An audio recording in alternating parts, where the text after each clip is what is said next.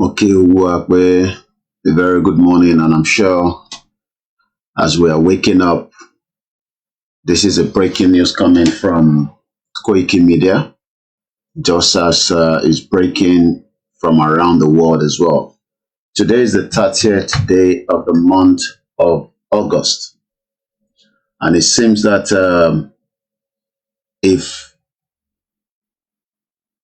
what everyone has been watching, that is, if you have been following the news coming out of Gabon, it seems that we have another coup that have just hit Gabon. Moki Bugua, this is a breaking news. Like I said, Koiki Media bringing the world closer to your doorstep. I'll be giving you everything we need to know and all the information pertaining to Gabon. As a lot of us were sleeping, some of us were monitoring things around the world, and I can now confirm that information coming out of Gabon this morning indicate that there is another coup. What do we know? I'll be telling you everything we need to know. So I want you to sit back and let us enjoy this special broadcast coming out of Koiki Media, bringing the world closer to our doorsteps. As we all know, there was a coup in July in Niger. There is another coup as we speak right now as well, going on, still very fresh, and that literally means that there is a lot of happenings in the other side of the continent. First and foremost, let me just remind us, for the benefit of many of us that follow us on this platform, this is the world that is changing very fast. And like I always say, ó lè jẹ́ nígbà tẹ́ bá wà lójú oorun tẹ́ ń sùn ni oríṣiríṣi nǹkan máa máa ṣẹlẹ̀. Don't be surprised. It is just that the world is changing. It is not the world that we know some few years back. We are now living in a different world. But let us start with this reminder that coup has been going on in Africa for a very long time. Nigeria experienced a lot of coup. Even the former president, Muhammadu Buhari, was a coup plotter. So what we are witnessing today should not be a surprise to some of us. But what we can say is that it seems that some people are still also planning coups. Where is it going to happen? Niboloti Mashele is what we don't know. But before we go into what is going on in Gabon, let's maybe watch this to just give us some of the background of coups that we've heard about around March. Bear with us as we are working to bring you so many development, and these developments are coming very, very fast. Once again, my name is Olayomi Koiki, and this is Koiki Media, bringing the world closer to our doorsteps. The last coup that we know of that is still fresh in the minds of many of us is Niger, where ECOWAS are planning to invade Niger. It seems that ECOWAS is going to be very, very busy because there is now another coup that have already and is already circulating around the world. I'm going to tell you everything we need to know, but bear with me. It seems that we can't find our one of the videos that I would have loved to share with us. We might come back to that after, but maybe for now, let us come out of that and let us tell you more about Gabon. Ẹlòmíì ò mọ ìlú tó ń pè ní Gabon. Gbogbo ẹ̀ náà la máa mọ̀ láàárọ̀ yìí. Apá bo gangan ni Gabon wà. All these is important, and like I said, you're lucky to have a media like ours that can also try to break things down to your own understanding. Fẹ̀yìn tí ẹ wà ní ilé àtẹ̀yìn tí ẹ ń bẹ ní ìta. So what we're gonna start with, as I say, is a good morning to many of you that have joined us, and welcome to the live transmission. In the 30th of August 2023. Remember to support the channel, because it is the only way you can get the best of information when it comes to international news and when it comes to what is going on, especially with Yoruba Nation, Biafra, and the rest of the world, as many people are asking for freedom. So we're going to start swiftly, because there's a lot to discuss and there's a lot on the table. We will not be the first country, Gabon will not be the first country to be where there's going to be a coup. But apá bo gangan ni Gabon wà ní Africa. Kí ni a mọ̀ nípa wọn? Let's first and foremost quickly give you some kind of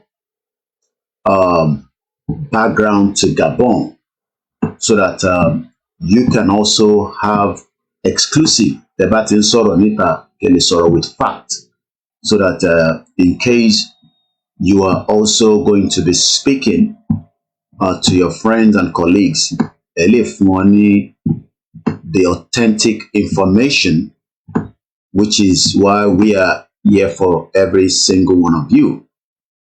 Like I said, bear with us. We're working round the clock on this platform, and we also would like to say, those of you that keep supporting the platform, do not hesitate. Every little helps. It's also part of what keeps us going. So now, let me start telling you a little bit more about Gabon. Bear with us. We still have a couple of our platforms that is not ready yet. So, and we want to carry as many people into the conversation. But what we can tell you so far is that there is a coup, and that coup is already live. So that is the most important thing you need to know, that there is a coup, and the coup is live as we speak right now. Mo kí gbogbo wa lẹ́ẹ̀kan sí níbi tí ẹ ti ń gbọ́ wa, tí ẹ dẹ̀ ti ń wò wá. Kí la mọ̀ nípa Gabon? Àti pé ìlú wo ló ń pè bẹ́ẹ̀? Gabon is a country in Central Africa. Just like so many other African countries. Òun náà wọ́n colonize ẹni. So that again is just for us to know. So as I said, we are working extremely hard for our viewers and audience around the world. Once again, this is koikimedia. It's a breaking news, as it's still breaking, and I'll be telling you everything we need to know and everything that needs to be known as well. Is this good for Africa? Is this good for the world? Why is there another coup? Gabon coup is taking place as I speak to you right now, and many international and many people are waking up this morning just to find out that there is another coup in Africa, as we know. So once again, there is a lot happening, and those happenings means that myself and you must be up to date. And this is why we are here, to give it to you, so that you can also be able to understand the situation. So let's go straight to Gabon. Gabon, a country along the Atlantic coast of Central Africa. Nigeria is in West Africa, so that you have an idea. Niger is in West Africa, but Gabon is in Central Africa. It has significant areas of protected parkland, the forester, coastal terrain of its farmed lagoon. It also have a national park shelter a diversity of wildlife, from gorillas and hippos to whales. Lopel National Park consists of mostly rainforest. Akanda National Park is known for its mango groves and tidal beach. Once again, this is a breaking news that is coming out of Gabon. There is another coup where soldiers have now seized the power and they've cancelled the election. Gabon has a population of 2.3 million, according to the World Bank as at 2021. Their gross domestic product, which is also known as GDP, can be calculated as 20 billion US dollars as at 2021 again. Once again, these are all the latest development that is coming out of Gabon, and I'll be telling you everything that you need to know when it comes to the country called Gabon. So let's go into it. Before we go into the real story of what is developing and what is happening in Gabon, it is important that we have a background understanding of Gabon. Once again, my name is Olami Koiki. This is Koikimedia Live. You're watching a live transmission, and those of you that are listening on the Twitter space and on the MixLR, we welcome each and every one of you. If you're just waking up in any part of the world, if you're just going to bed, I can confirm now that there is another coup that have just taken place inside Gabon, the Central Africa. That is a discussion this morning, and there's a lot of people around the world that will be waking up. So let me give us some more background about how did Gabon also became an independent country, and how and what do we know when it comes to Gabon as well in terms of a country. If you're watching me right now, you're already listening to the breaking news coming out of that Central Africa. Once again, there is another military coup that is taking place as we speak to you right now. My name is Olami Koiki, and you're watching and listening to us wherever you are across the globe. Now, let's go into it a little bit. What do we know? Gabon, according to Wikipedia, is a French pronunciation called Gabo or Sangou. Officially, the Gabonese, as we know them, the Gabonese, as we know them, the Gabonese, as we know them, Republic is a French Republic Gabonaise, is a country on the west coast of Central Africa, located on the equator. It's bordered by Equatorial Guinea to the northwest, Cameroon to the north, Republic of Congo on the east and the south, and the Gulf of Guinea to the west. It has an area of nearly 270,000 square kilometers, and its population is estimated at about 2.3 million people. That is those living in Gabon. Once again, you are watching and listening to the latest coup that have just come out of Gabon, where the election has now been cancelled and the soldiers have literally taken over the country. My name again is Olami Koiki. This is the breaking news, and we're giving you a bit of background to Gabon for the benefit of those of you that would love to know. So let's continue with that conversation. Once again, what do we know? There are coastal plains, mountains, the Crystal Mountains and the Chalou Massif in the center, and a savanna in the east. The largest city as well as the capital is Libreville. Gabon, originally inhabited are the Pygmy peoples, beginning in the 14th century. Bantu migrants began settling in the area as well. Since its independence from France in August 1960, just about few months before Nigeria got its own independence from Britain. Remember that the colonial rule took over most of African country. They divided Africa to their own taste. Everybody took different side of Africa. France took Gabon, while Britain took what is known as Nigeria.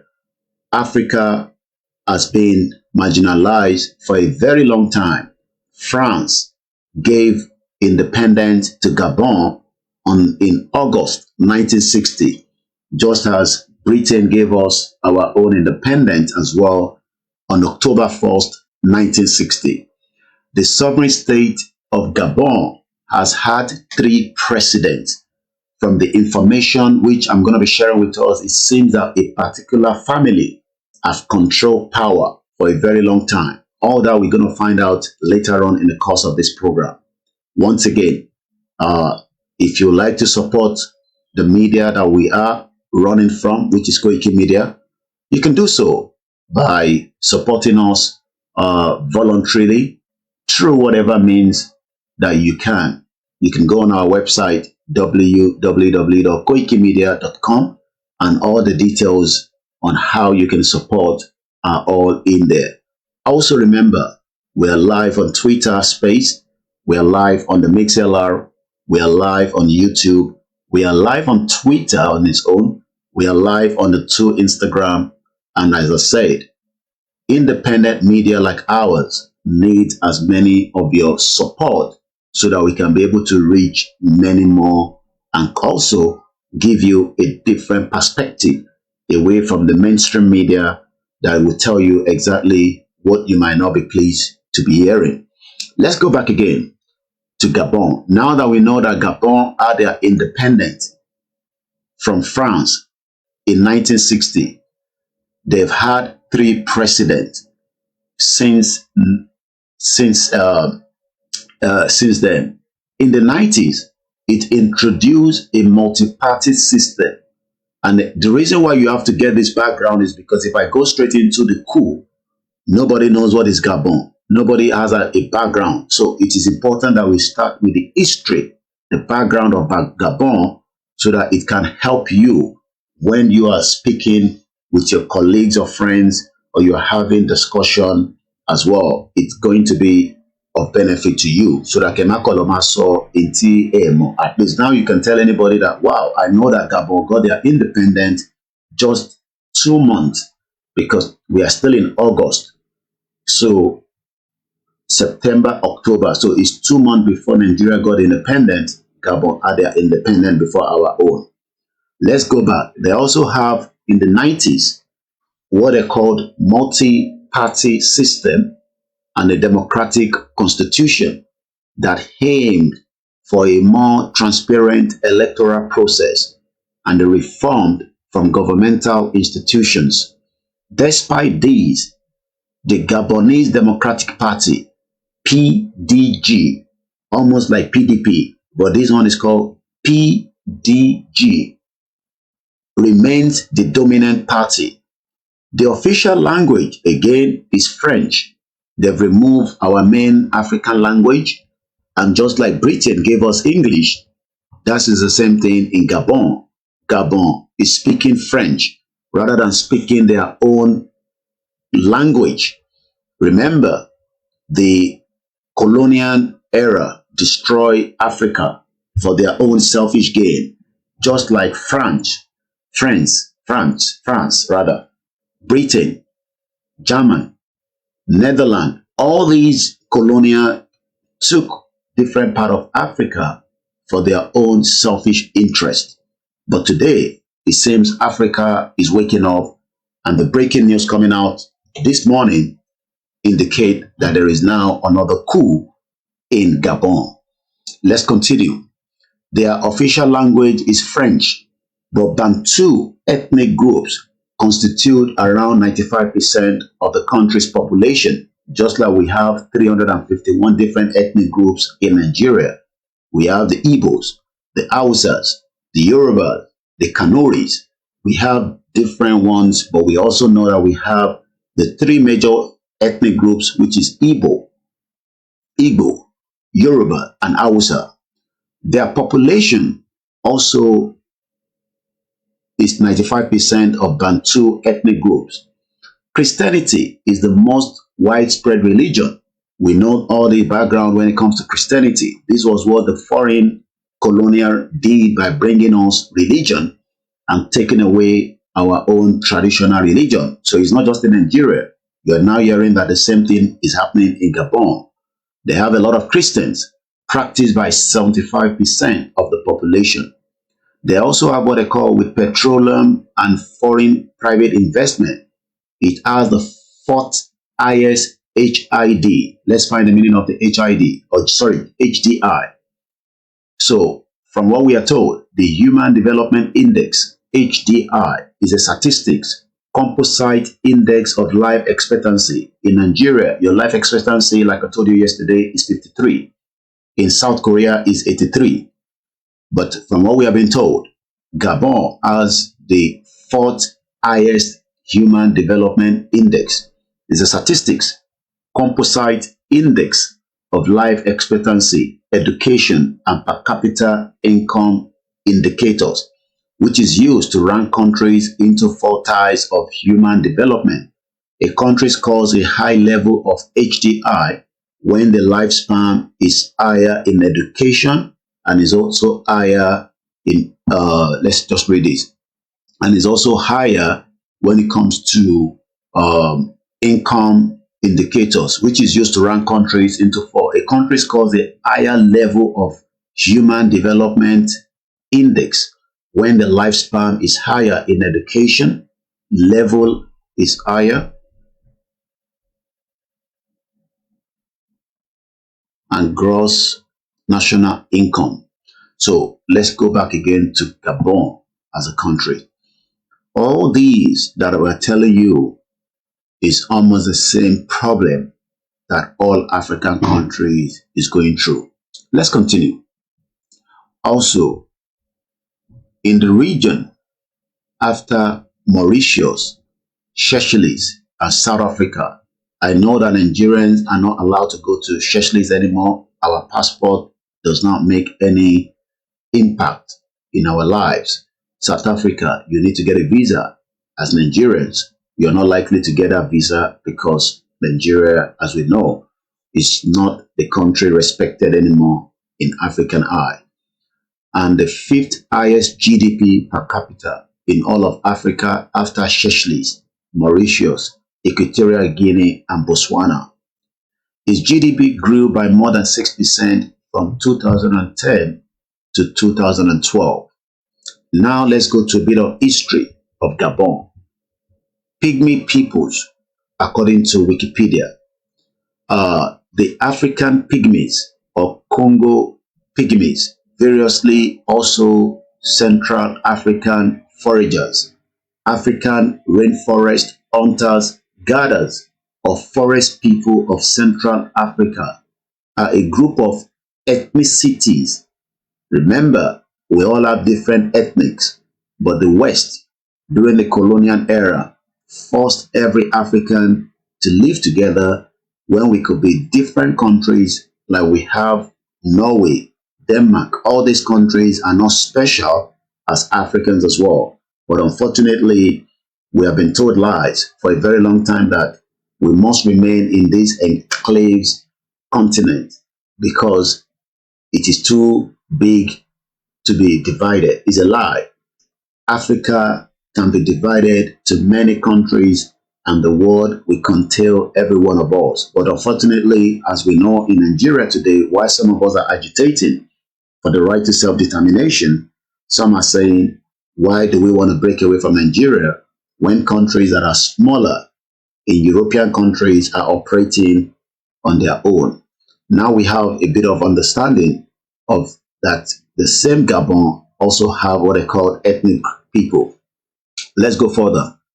Pygmy peoples in the area were largely replaced and absorbed by the Bantu tribes, just as we are talking about the Fulanis that were not officially part of Nigeria, but they've now craftily been able to destroy many other ethnic people within the enclaves called Nigeria. We know that the Fulanis have marginalized and they've taken over from the north. They've destroyed everything called Hausa, and we have evidence based to that. There's nothing called Hausa anymore. it has now been taken away.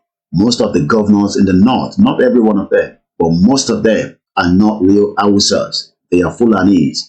They've already taken over the northern part of Nigeria.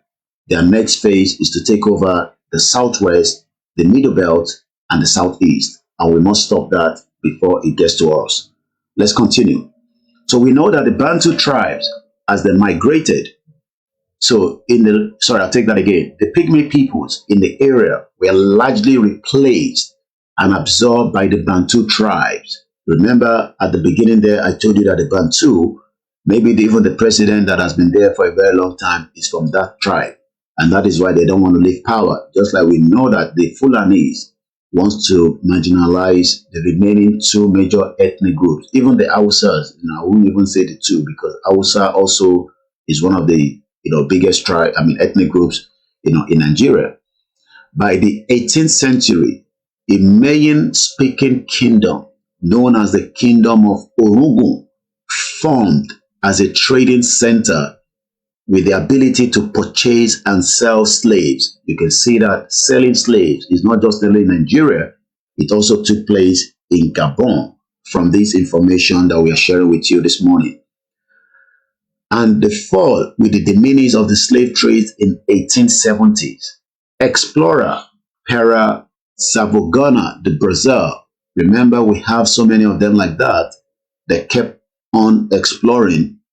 This particular name, Pere Paul Franco Camille Sagazona de Brazil, was an Italian-French explorer. We have the same person, not the same person, we have similar like that were, the Portuguese exploring the Jebus.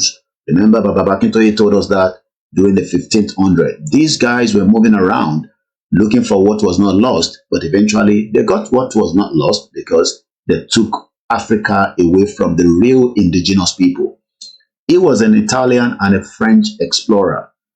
With his family's financial help, he was able to explore the Ogu region of Central Africa, and later, with the backing of the socialite, the geographical de Paris, he reached far into the interior along the right bank. But today, when we say support us, people say, no, I'm not going to support koikimedia because I don't like it. But when you support us, we can also reach more part of Africa and let our message drive to them that we are all one, but we must free ourselves from the shackles and the bondage of the West. Yes, I live in the West, but you guys are living in bondage. I am not yet living in bondage because I still have a bit of right, which most of you in African countries don't have. And if they're telling you that we cannot break Africa to many countries, tell them it's all lies. Africa can be divided into multiple countries. The world is big enough to contain every one of us, but the West do not want such. Let's continue. I'm still giving you the background, but the most reason why we are out today, let me just give you some of the highlight there. You can see from Sky News, I'm sure those are the ones that you believe. Military announced coup in Gabon as senior officers seize power after presidential election. Let me give you some of the other highlights as well. But we are still going to talk more about Gabon so that you can be equipped with knowledge that you don't have before today. You don't have to know it because since we are not from Gabon, but as you can see all the headline, an hour ago, the Guardian, Gabon military officer declare coup after Ali Bongo wins a disputed election. Again, Al Jazeera, remember when you see Al Jazeera is funded by Qatar government. So when we tell you to fund us, support our media, give us money so that we can expand. We can have many teams around, especially in Nigeria, to report the dailies. We need reporter even in the southeast. We need reporter in the north if possible. And we need reporter to be able to work with us. But we must also be ready to support them one way or the other. But unfortunately, many of you do not want to support because you're waiting for the West. You're waiting for the New York Times. You're waiting for BBC. BBC, that is one of the most biased corporations in the world. You are waiting for them to come and tell you, if you do not fund media, you will be listening to people that will give you a different narrative. Again, Al Jazeera, Gabon military officer claim power, say election lack credibility. According to Politico EU, military officers in Gabon claim they have taken power 34 minutes ago. Again, BBC, that's the one every Nigerian believe. They rather, stick to BBC than stick to the alternative media like ours. BBC, army officers say they are taking power in Gabon. The Independent, gunfire heard in Gabon capital as military says it has now seized power in a coup. Sky News, I told you that already. France 24, Gabonese soldiers suspend election, close the borders after Bongo victory announced. Vanguard, Gabon soldiers ouster Ali Bongo says election result cancelled and the regime have now ended. African News, Gabon, military men announced cancellation of elections and they have now dissolved the institution. I'll be telling you everything we need to know regarding that, but I'm still giving you background history to Gabon itself as a country that was colonized, just like Nigeria was colonized, and they disturbed our spirit souls. Most of us today do not even understand that our souls is what was tampered with by those called colonial era. They disturbed who we are. They took people away from their own territory, took them in the ocean, dumped them in the river. Some of them were used for slaves, never paid. They took over our territory, removed our resources, took away our language, gave us a different language, took away our tradition, gave us a different religion, took away our food, gave us their own food, gave us their own prayers, told us that we must not respect and love our own tradition. These are what is fueling the movement to self-determination and freedom today. France cannot determine how our life must be run. Britain cannot do the same thing. US cannot do the same thing. Germany, China, India, not even Russia. We are also Africans, but in that Africa, we have different ethnic groups that they met. But in 1884, if I'm right, they decided to sell out and took every part of what they believe they own. Congo was taken. Benin Republic is taken. Nigeria was taken. But today, there is another coup, and that means ECOWAS has a lot of work to do. I don't know how they're going to solve all this problem. African Union, probably maybe it's time everything is going to dissolve, and we have to start afresh with new nations that will now determine their way forward. Let's continue quickly again. Once again, this is koikimedia, your life. It's exactly 8:01.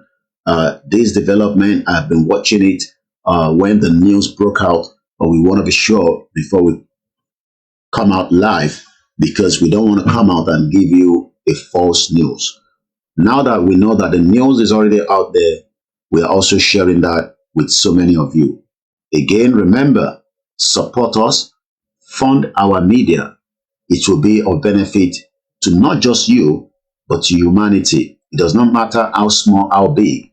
Remember that Al Jazeera, all these big channels that you're seeing, most of them have been funded, and they will tell you that they are not being funded. But we know that they are being funded, especially when they are funded by government. And if you don't know, I'll be telling you as many things that you don't know when you are live with us. Let's go back again. In 1910, just 4 years before the fraudulent, fake, most disturbed history in Nigeria today, which was called the 1914 amalgamation. So they had something similar as well. Let's look at it. According to what we know, in 1910, Gabon, can you imagine? Gabon became a territory of French Equatorial Africa, another fraud that took place. Now, I think I've gone too far. Explorer Pierre Salvogon led his first mission to Gabon. I think I need to go back one step. Led his first mission to Gabon, Congo area in 1875. Today, a lot of us are too scared. We don't want to do exploration. We don't want to dive into self-determination because we are thinking that we might be killed, we might be spit out, we might be cursed. At the end of the day, when these young people were traveling and exploring our continent, they don't care whether mosquito was going to bite them, whether they were going to die. They are now part of the history that we are talking today. Are you going to line along with the history, or are you just going to sit behind the fence and see men, real men, coming out and saying enough is enough in Africa? We are not saying that we want to carry weapons and fight, but we are saying that we will defend our territory, even if it means with our blood.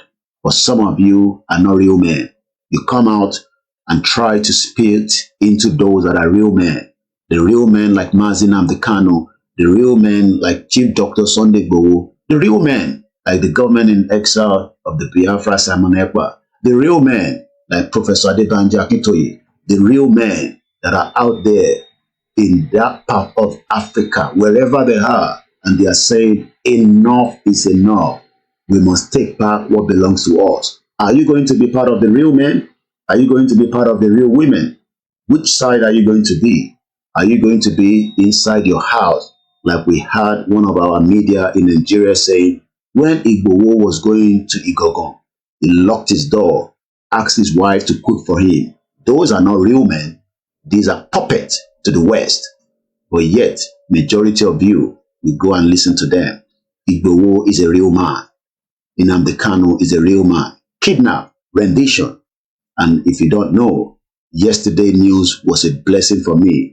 I will not beg Bola Tinubu, just like we have told Igboho. He has no reason to beg Bola Tinubu. He hasn't committed any crime. He hasn't committed any offense under the fraudulent Nigerian constitution. Let's go ahead. As we know, Explorer, Pera, or whatever it's called, all this bastard that went to Africa and destroyed who we are today. Pereira Savogona de Brazil, I've told you who the guy is an explorer, led his first mission to Gabon, Congo area in 1875. Imagine, he founded the town of Franceville. Just like Lugard found Lokoja as if they own it, because he loved Lokoja more than the other part until he moved again. And he was later colonial governor, just like Lugard. Some bastard, some idiot are out there now. Let's save Nigeria. What part of Nigeria do you want to save that you don't understand? The West colonized us. The West disturbed our mental psyche. The West took some of the souls away from that continent, dropped them in the ocean for fish to eat. Some of them died during the slave trade. Those souls will never forgive us if we do not take back that territory from them. Whether it's going to be done in a way that there will not be bloodshed, I don't know. But all I can say is that we must all prepare our mind that whatever coup is happening today, maybe some spirit are driving around because the spirit in Nigeria is not yet ready. Maybe Gabon is more readier than us. Maybe Niger is more prepared than us. But I know that some of us are prepared. It's just that we need many of you to come onto the same conversation with us.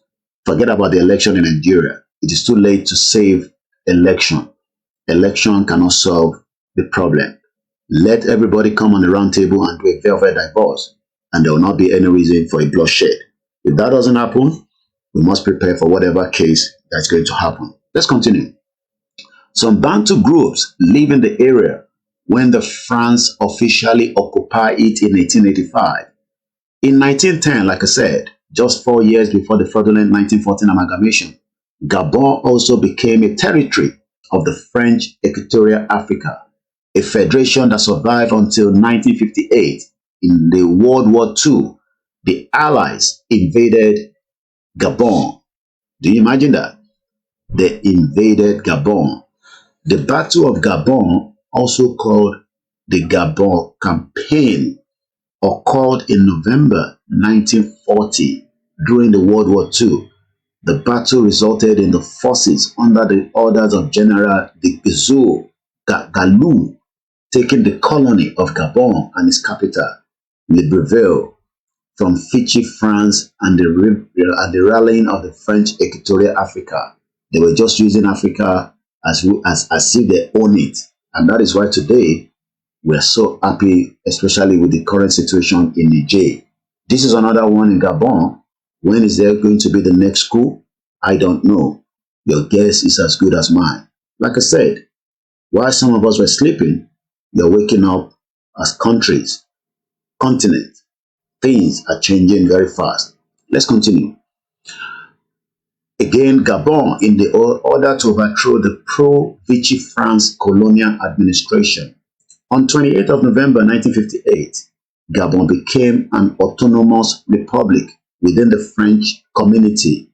On the 17th of August 1960, it became fully independent. The first president of Gabon, elected in 1961, just as we know in 1960, the West, the British, decided to marginalize the rest of us by fraudulently making the first election to be given to the northern part of Nigeria. That was the biggest fraud again after the 1914 amalgamation, because they knew if you allow the two southeast or the southwest to take power, they will change the mindset of the north. They will give them a proper education. They will fund that area. We will not be able to see the influx of the Fulani terrorists that we are seeing today. They will have the same education just as the southwest and the southeast have. But today, after 63 years of the fraudulent election, Nigerians are still crying their head that election has been rigged. You better go and ask the British why the first election was rigged in 1959. Let's continue as our discussion today is focused on Gabon. As I said, if you're waking up this morning, Ebashe and Gini Bubukitebawa, Gabon, there's another coup in that Central Africa. Military Tigbajoba, military Tigbajoba, they've taken over, and that is the latest update from the breaking news coming out this morning. Once again, my name is Olami Koiki, and this is Koiki Media, bringing the world closer to your doorsteps as we continue to give you all the update that you need to know. I am still giving you the background of Gabon so that you can also enrich yourself with the knowledge that you don't know before. Let's continue. Now that we know that Gabon also had their independence in 1960, now they have the first president of Gabon that was elected in 1961. His name was Lionel Maba. I won't be surprised that it was the French people that put him there so that he can become their puppet, with Omar Bongo Ondimamba as his vice president. After Mumba's accession to power, let's hear this, the press was suppressed. Can you imagine? Immediately they put him there, they suppressed the press. Political demonstration was suppressed. Freedom of expression was curtailed. How can you now say you give people independence when there's already suppression of press? Political demonstration was suppressed. Freedom of expression that I am enjoying today, most of you in Nigeria will never, as many elections that you do, you will never enjoy the freedom that I am enjoying in UK. And one of the freedom is the kind of military outfit that I've just put on out today. If they burn you well, go and try this and put it on and go live in Nigeria. DSS will bust your house. You will go underground if you don't even get killed. This is the freedom that they refuse to allow you to enjoy. And this is why we are saying that we cannot continue where I can put on a military outfit that means nothing. It's just like appreciating the British soldier. Yet, freedom was removed in Gabon after the election that I'm sure was put by the puppet West from the French. Today, how old is Macron to determine our lives for those living in that part of the global world today? Let's continue. Curtail, other political parties gradually excluded from power. Can you imagine that? So, ẹ̀yin ọmọ Yorùbá, kò ń ṣe ní nǹkan tí ń ṣẹlẹ̀. Even Gabon was going through the same thing when the people were being, marginalized. Parties gradually excluded from power. Even the constitution changed along the French lines to vest power in the presidency, a post that Umba himself assumed himself. Can you imagine? He became a president. He put power on himself. He then marginalized every other party in that country called Gabon. When Umba dissolved the National Assembly in January 1964 to institute one-party rule, can you imagine that? This one decided to put one-party rule. Oh my God, so much is happening that we need to continue to educate many Nigerians and many Africans. This man decided to do one party rule. An army coup sought to hoist him out from power and restore parliamentary democracy. Do you know what happened? From what I'm reading here from Wikipedia, French paratrooper flew in within 24 hours to restore Umba to power. Good morning to you, everyone, and welcome.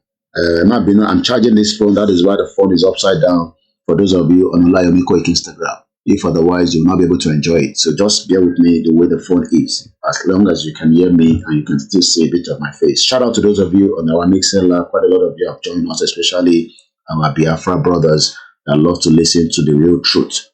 Imagine in 1964, they can hear this again. One president where they put there, he can't change everything and they speak broken or make everybody understand. He can't change everything.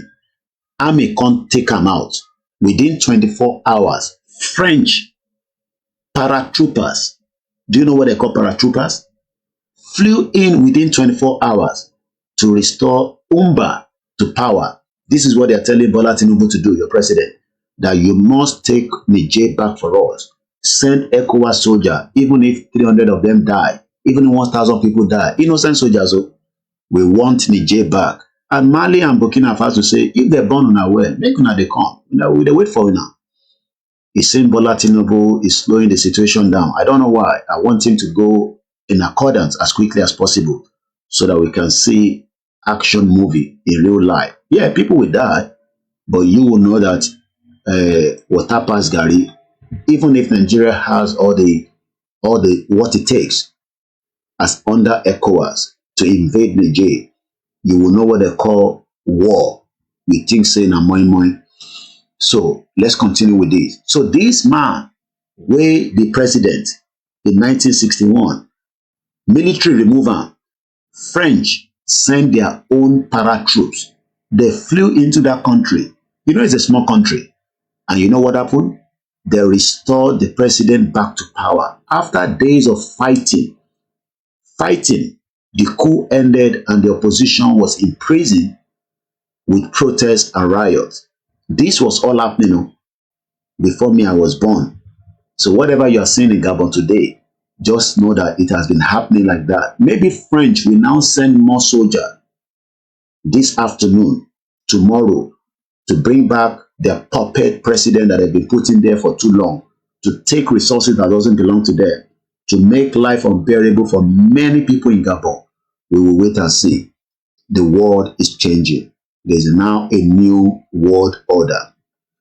When Umba, I thought say no go fit die, Olori Buruku man, he died in 1967. Then his vice president, Bongo, replaced him as president. In March 1968, Bongo declared Gabon a one-party state. Can you imagine that?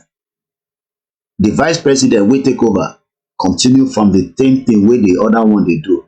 All these bastard African leaders, I don't know why they are still, some of them today. I don't know why Eledumare cannot kill them and take them away, because these were the people working with the puppet West to destroy the real indigenous people.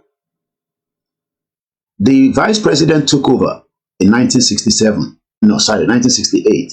He now declared Gabon a one-party state by dissolving the BGG and establishing a new party called PDG, which is the one in power today. So you can see that they've been in power since 1968. One party. Oh my God. What a good time to be alive to witness all this. Let's continue. Cherikpe, this is the reason why I have to take you through the background, because if I just go through, hey, there's a coup and read that, you will not get the understanding.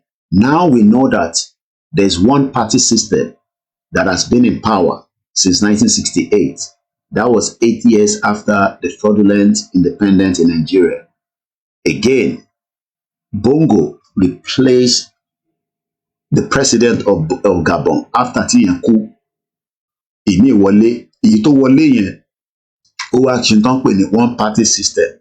Maybe that is what they're even going to plan in Nigeria. I don't know. They will just come up with this fraudulent constitution and say they deserve the constitution. There's going to be one party system. And I don't know. We don't know what the plan is. You think they can't do it in Nigeria? You'll be surprised. So let's continue. So he invited all Gabonese, regardless of their previous political affiliation, to participate. Bongo sought to forge a single national movement in the support of the government development policies using his own new political party called PDG, Parti Democratique Gabonais,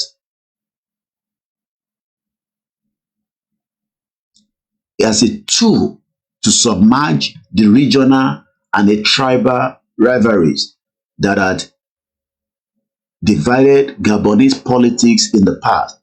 Bongo was elected president again in February 1975. In April 1975, the position of the vice president was even abolished. Can you imagine? And replaced by the position of the prime minister, who had no right to automatic succession. Bongo was re-elected president again in December 1979. It was again November 1986 to another 7 years term. So they now turned into a family business. Bomb bastard.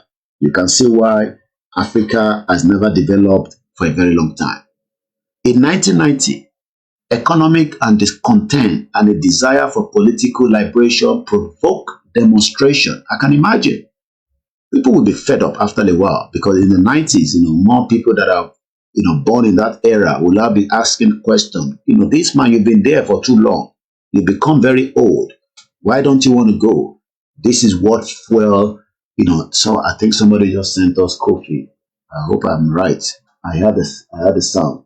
Yeah, you can support us by clicking on the coffee boat in case you want to support us. Good morning once again. Mokibu Benteti Darapomawa. Tebashe Nji, the breaking news is there's another coup in Gabon. Bashe Soro Lowo Bai. So that is the latest news coming out of Gabon. In case you're wondering, why we're out, because, even though I had to force myself to wake up, this is part of the sacrifice that we have to do. I don't have to wake up now because, but that is what makes me a freelance journalist. Sometimes you have to wake up early, sometimes you have to sleep early, and that is what makes us different from the rest of the other medias. Let's continue. So, from what we know, in the 1990 economic, that was like 3 years before Abiola wanted to become president as well. And that president never happened because they were never going to give it to him anyway. In 1990, economic discontent and a desire for political liberation provoked demonstrations and strikes by students and workers. In response to the grievance by workers, Bongo negotiated with them on a sector-by-sector basis, making wage concession. He promised to open up PDG, which is their own political party, and to organize a national political conference in March to April 1990 to discuss Gabon's future political system. How can you discuss a political system that you have already marginalized? A political system, to marginalized, they've actually turned it into a one-party system. Let's continue to read through. He promised to open up the PDG and to organize a national political conference in March to April 1990 to discuss Gabon's future and political system. PDG and 74 political organizations attended the conference. Remember, we've had all this kind of conference in Nigeria, all this fraudulent conference. We had 2014. We had conference during Obasanjo and I think during Jonathan. What has been the end of those conferences? They just put them in the dustbin, waste Nigerian taxpayers' money, put Emir in the hotel, put Oba in the hotel, put their girlfriend there, everybody sleep with different women, they drink wine, they come out, they put agbada on, they put attire on, they put on the Catholic church after they've drank and they've drank to stoop. Girlfriends, different sex happening in different hotel room. Nobody can go to those upstairs because they put security there. So those women go, they know which room, they're going to room 201. They go there, Alhaji sleep with them, Imam sleep with them, Catholic sleep with them. They come back in the morning, they talk, they finish that conference, and that's the end of it. Where is all that conference? Comfort. I'm sure some of you remember all those comfort. It was just taxpayers' money that they wasted. And today, The same set of people will tell you, don't worry, Nigeria is still going to work. We are focusing on Gabon, but I'm using Nigeria as our own IMAC, which because some of us do not believe in that shit old country called Nigeria anymore. So let's continue. April 1990, the conference approved political reforms, just like the CONFAB approved political reform in Nigeria. Have they tried to do it? No, they don't want to do it because they are not honest with the indigenous people. Because they know that if they do such, the first thing is to bring down that 1999 constitution, then it will free up as many things. Why must we have people in the north to be more than people in the southeast and the middle belt and the southwest in the House of Assembly and the Senate? Is because the British rigged that election by giving censor numbers higher in the north. So when people in the north say we are the one that is too many, tell them it's a lie. That was what the British cooked to give them that fraudulent 1959 election. So today, the people in Gabon, I'm sure they're going to be celebrating, but we'll see how it goes. Because we saw people in Niger were celebrating and supporting the military. Whether this one that will support the military, I don't know. But we will see from the news coming out from Gabon. I'm still giving you the background of this country. If you don't know the background, you will just jump into conclusion and say, the military coup is not good, it's not that. At least now we know that one party system have been running in Gabon since 1961, up to date. Let's continue. So, in April 1990, conference approved political reforms, include creation of a national senate, decentralization of the budgetary process, freedom of assembly and press, cancellation of an exit visa requirement in an attempt to guide the political system's transformation to a multi-party democracy after they've run it as a one single they've run it like a family business. Bongo resigned as the PDG chairman and created a transitional government headed by a new prime minister. Remember that we had this same transitional government. Ijoba Fidihe Shonekon. I'm sure some of you remember Shonekon. The man don't die now. Remember Shonekon? Shonekon was the Ijoba Fidihe, and you can see there in that picture there, Bongo with George Bush.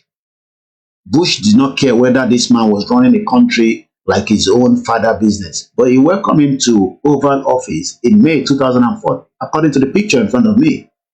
Hey, President George W. Bush welcomed President Omar Bongo, the same Bongo that I said that took over in 1968, turned Gabon as one country, like his family business. But America welcomed them, French welcomed them. So when people see this kind of picture now, they say, hey, white man, hey, Oyibo Pepe, Luku Pepe, Oyibo Pepe, Luku Pepe, idiot all over the place. The same Buhari that also overthrown us eventually went to America, dead or alive, we don't know. Whichever one you want to take out of it. Anyway, let's continue.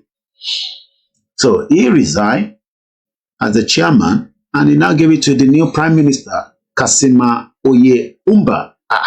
That name may be like the same man who first become the president. Maybe now they think otherwise, because this Umba was the name of the first president of Gabon. So who is Kashima Umba? Let's look at his according to Wikipedia. He was a Gabonese politician after serving as a governor of the Bank of Central Africa State, just like Emefiele Olori Buruku. He wants to be the president, but he didn't know that Tinubu will kill his head. Say, how can you be president? Me too, I won't be president now. Emefiele won't be president. So this one was the Gabonese politician after serving as the governor of the Bank of Central Africa State from 1978 to 1990. Oye Umba was the prime minister of Gabon from 3rd of May 1990 to 2nd of November 1994 for almost 4 years. Subsequently, he remained the government as minister state. Let's continue. So you have a background. Again, the Gabonese Social Democratic grouping, as a resulting government was smaller than the previous government and included representatives from some opposition parties in its cabinet. RSDG drafted a provisional constitution, which is what we have been saying in Nigeria. This constitution is not working for everybody. How can you give us a constitution that the military brought in? Some will say, no, that constitution is like 1963 with the people. We say this constitution no work for us. May we bring up, me and you sit down when they write that constitution. Eh? May we bring down this, I think I need to go and do something cold and something hot. But let me read this because my throat, they dry kind of. So I need to go and get some kind of, journalists with a talk. I need to find a video to play for you before I can go because it's going to take some few minutes. But let me quickly try and read this. Make una dey support us. To support us, email, PayPal, musakalam1 at yahoo.com. Or you can just go on the coffee bot and just click in there and buy some coffee for us there. Or you can send it through my account in Nigeria or here in UK. And if you don't have any money to give me, just pray for me. Because there's so many enemies, especially people like us, people like Simon Ekpa. Pray for him. Because the enemy is boku. And for those of you that are planning to go to Finland and disturb the convention, you will not go back to wherever you're coming from. We will make sure that they lock you in the prison there for a very long time. So don't go to that convention and destabilize and destroy it. Stay in your cocoon wherever you are. We need real people to go there and do what is needed. I'm talking to the Biafra now because I know say they're boku inside the Twitter space. So if you think that you want to go to Finland and destabilize, look, Finland is not like Nigeria. Yeah, they will respect the human rights, but we will deal with you there. Stay away from bastards with the acts of freedom. Look at the Bongo with George Bush in 2004. The same Bongo that I've been reading, his background. Look at his picture there with his koro eyes, short man devil. Sorry for people who are short because this one's short as well. And we get one like that where they disturb us as well. Toxic Yoruba people don't get country. One bastard. Let's continue. Where are we now? Let me just jump anyway a little bit. No, I'm not going to jump. After further review, they said this constitution is not working. So they say drafted a provisional constitution in May 1990 that provided a basic bill of rights, an independent judiciary, and retained strong executive power for president. They still give executive powers to president, just like the 1999 Constitution. Some people say, hey, the 1999 Constitution that doesn't allow your governor to touch anything under the soil. Apart from we now know that Olori Buruku, Opuzodema, and Ebonyi. Is it Ebonyi? My people, which one? We now know that both of them, small pikin get iPad. They say 80% of our graduates in Nigeria, 100 million, they don't get access to, to technology. You see small children, they wake up in the morning, they get their iPad, we charge it for them, they do their athletics, they play games, they learn a lot of things. Even things with me, I don't know, my children know I'm on iPad, on bastard. How can you get iPad in Nigeria? Which internet you go use them? I have how many devices turned on here, my television is turned on. Mokinja Riyami Sanjo, shout out to all our Biafra in the house. We love you so much on our own platform. If you're any Yoruba say they don't love you, they'll be born bastard Yoruba people because they know that the freedom that you are fighting for, you get it, we move as well. We move, woto. And we say kudos to the ESN that are giving them woto. Continue to make sure you fund ESN. That is what Nnamdi Kanu wants. Don't let all these bomb bastards, the Jima4 and Ifeanyi or whatever they call themselves. They are criminals. Nnamdi Kanu will never give up. And we continue to pray for him. Let's continue. We're talking about Gabon. And Tobashe, there's another coup in Gabon. So I am giving you a detailed background. You can see it's taking a lot of my time. But that is the only way you can understand. Eh? It's my eyes are clear to take to my iPad with correct. All right, I will charge it for you with the first charger. Okay. I'm not charge my son iPad. You see, you don't come back and complain. The boy they tell me yesterday, but my body not tired.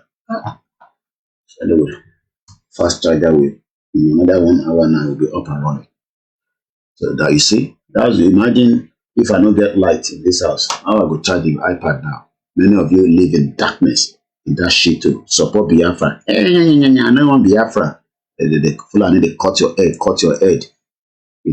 Some of you will never even go and live in the north anyway. So why don't you want to support Biafra? Some of you will never want to go and live in the north. Why don't you support Yoruba nation? Now, you may feel like, why would I leave Lagos State and go and live in Kano State? Waiting there for Kano. No drink Kumu. If I want to do business now, we involve alcohol, they go say, I don't feel do that kind of business. So why will I leave my territory and go to Kano? Even if I come to Nigeria now, I would rather not stay to Kano. I will stay in Lagos State. Because what thing I want to go do for Kano? And let's come back to our conversation here. Now, let's come back here. So while they were discussing all this in 1990, give us the basic Bill of Rights and independent judiciary, retain strong executive powers for the president. After further review by a constitutional committee and the National Assembly, this document came into force in March 1991. So people think that constitution is something that is big. No. Bring down that constitution, we write another constitution. In that new constitution, Mokiyawa Elena, in that new constitution, we put the referendum clause there. Anybody wants to break up, allow them to break. But because they know that drafting a new constitution, we would put in that referendum clause in there. But I don't want that. All these are bastard Yoruba politician, Igbo politician, Hausa politician, middle belt, they're all fraudsters. You can see them, the lavish money, they do party, Again, if you're waking up this morning, Coup ni Gabon. So again, let me give you some of the headline that we know so far. Let me just refresh. It's now becoming almost 2 hours. Coup ni Gabon. I'm giving you the background of Gabon for the benefit of it. So again, these are the headline coming out as we know them so far. Gabon military officer declare coup after Ali Bongo wins a disputed election. This is coming from The Guardian. Al Jazeera, Gabon coup live. Soldiers have now seized power, cancel election result.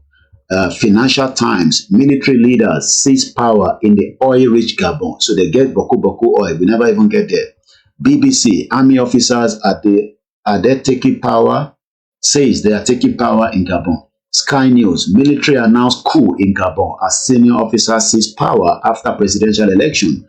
Gabonese military officer announced they have seized power. This is coming from Reuters. Anything coming from Reuters, just know it's true. There's no doubt about it. The Independent, gunfire heard in Gabon capital as military says it has now seized power in the coup. Euronews.com, soldiers in Gabon announced cancellation of election after Ali Bongo Odimba victory. France 24 live. So let's see if we can get a video. Let's pause a little bit on the history. I'm still going to give you more about the history of Gabon. But this is the latest coming out now. Because I don't have enough resources, I'm going to use somebody else's resources just for you to listen to. So let's go to, I believe this is Al Jazeera, and I'm going to go and do my tea, okay? Jay, everybody's okay with that. Make I go do you wait there for Twitter space? Just give me thumbs up. So make I go do my tea, make I use the jogging. So at least this one is about 4 minutes, 49 seconds. So by the time I come back, I will then continue with the history. So make I go do tea. Shout out to all our brothers and sisters. So what you're going to be listening to now is from Al Jazeera. See they get manpower because they get a lot of journalists on the ground there. Me, I don't get journalists in Gabon. So people don't give me thumbs up. Say, Koiki, go do your tea, come back, Gary. They come everywhere. So what you're going to listen to now is what is happening in Gabon, coming from Al Jazeera. I'll be back before 4 minutes. 49 seconds. Let's enjoy this. Senior members of the military are said to have appeared on television saying they are now in control of the country. They've also announced the cancellation of elections and all institutions have been dissolved. Gabon's Electoral Commission said that President Ali Bongo had won a third term in a controversial ballot held in the last few days. He's said to have got nearly 65% of the vote. Well, a statement has appeared on X, formerly known as Twitter, ostensibly from the military, saying, after noting an irresponsible and unpredictable governance which results in a continuous deterioration of social cohesion that risks leading the country to chaos, in the name of the Gabonese people, we, the Committee for Transition and Restoration of Institutions, have decided to defend the peace, putting an end to the regime in place. The borders now are closed. For more on this, we're going to bring in Catherine Sawyer, who's following developments for us from Nairobi in Kenya. Catherine, what more do you know? Yes, so I've just been talking to some people who are currently in Gabon about what is going on. There's a lot of uncertainty, there's a lot of tension as well. So what we know is that the army has released this statement on Gabon TV. It's a state-run TV station based within the presidency, and those who addressed made that address are members of the army and the presidential guard as well, and they call themselves the Committee for the Transition and Restitution of the Institution. And they say that they don't believe that the election was free, fair, or transparent. They say that they also say that the Gabon government has not been respecting the will of the people for such a long time, for many years, and that has to change. And of course, this comes at a time when the election results were just announced, like an hour and a half ago, and Ali Bongo is said to have won that election by 64%, and his main competitor, Albert Osa, has got 30% of the vote. But we have also been hearing from this opposition leader, and he has said that he is not going to accept those results, that they were rigged, and we also know that the internet is still shut down. It was shut down over the weekend, and curfew was imposed as well. So people are very afraid. People have been told to stay home until the situation is sorted. But like I said, people are afraid, and they're just watching whatever they can, because it's very hard for them to access and get information that they need. So the situation very, very tense indeed. Do we have any idea, Catherine, where the President Ali Bongo is at the moment, given that he is ostensibly holding a third term as president? Yes, we have no idea. The military or the people who were speaking on TV did not give an indication where the president is. Is he in the presidency? Is he in his presidential palace? Is he outside of the city, Libreville? So we have no idea. Things are moving very fast. But one thing, like I said, one thing we know is that we don't know where exactly is the president. Catherine, for now, thank you very much indeed. I know you're going to be watching that situation for us. We're going to be checking back in with you. For viewers who are just joining us, we have breaking news out of Gabon. Senior members of the military are said to have appeared on TV. We think you can see the pictures in front of you there, saying that they are now in control of the country. They've announced the cancellation of recent elections, and all institutions have been dissolved. Gabon just held an election a few days ago. Thank you so much, my people. Now you see the full image. For those of you that are not watching it, let me just give you what we have on the screen right now. We have how many military guys here? 1, 2, 3, 4, 5, 6, 7, 8, 9, 10, 11, 12 of them. One is holding the mic while one is reading something out. The one is reading on your right hand side. One is holding the mic on the left hand side. One, he gets his gun, he put them in front of his chest like this, maybe in case anything won't happen. And you can see the other ones there, so they're watching. Some of them, they're big man. So I don't know whether France will send paratroops to try and restore order. We'll wait and see. So now that we've seen these images, let's go back to Wikipedia so that we can learn more about the background of Gabon. Good morning. Good afternoon. Ugochukwu, good morning. Praise, good morning. Jinta, good morning. Afro. I'm only saying some of your little names in case I don't mention all the names. Bear with me because I don't know how to say all the names. Good morning, Oriel Lua. Good morning, Mr. Ward. I'm still going to open the mic. You know, it's still very early. The family are still sleeping out. You know, I operate from the house.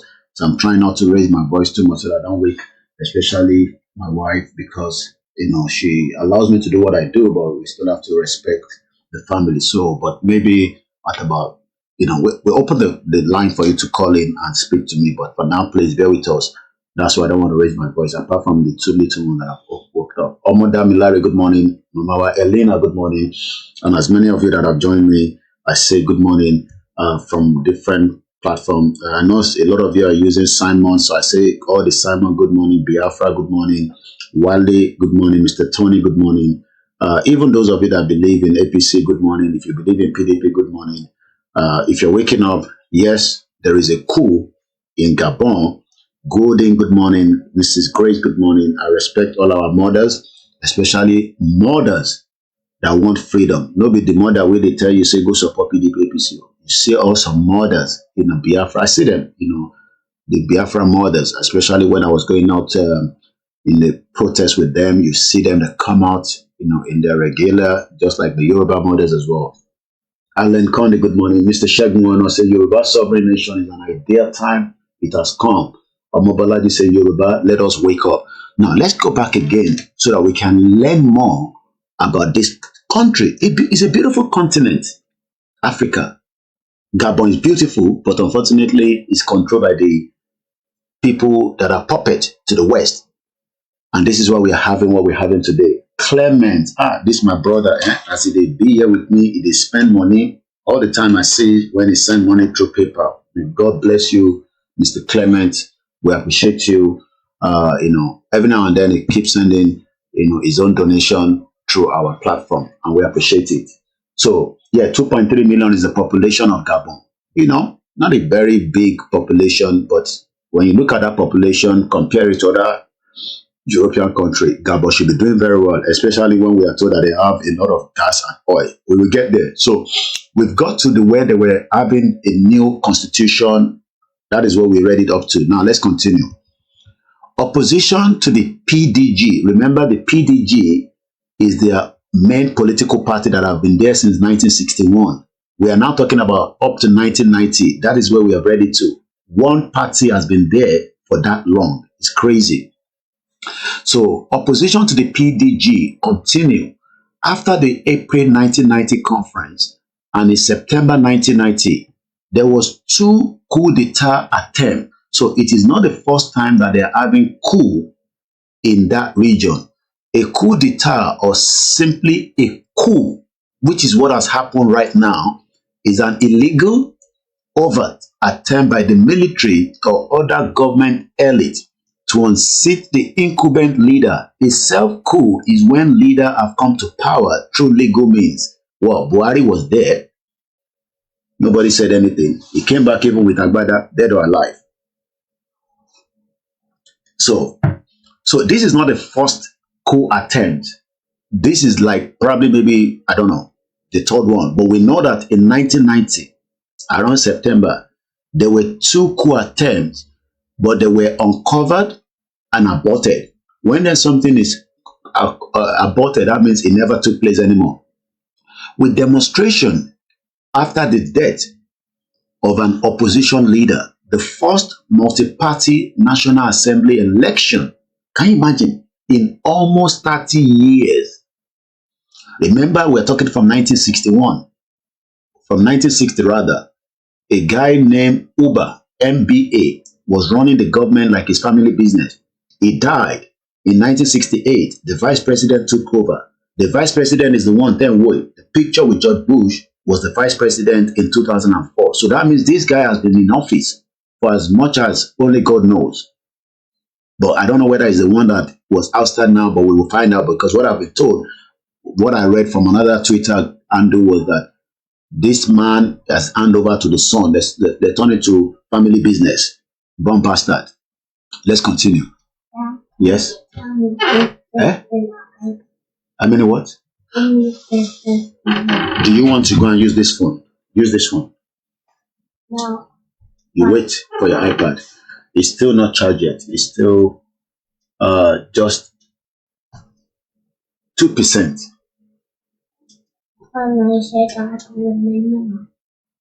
Well, tell her to come and take this one. Call her. come and take this phone. Give her this phone and tell her to give you the iPad. So at least I've struck things around for you guys. I might be knowing it's a family house, so you have to deal with me. Especially when you have the little ones.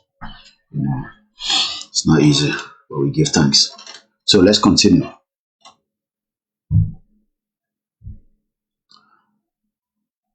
Where did I stop now? Yeah, okay, so after 30 years, they now have what they called the first multi-party National Assembly election in almost 30 years took place. I want you to be taking note of the date and the month and the year.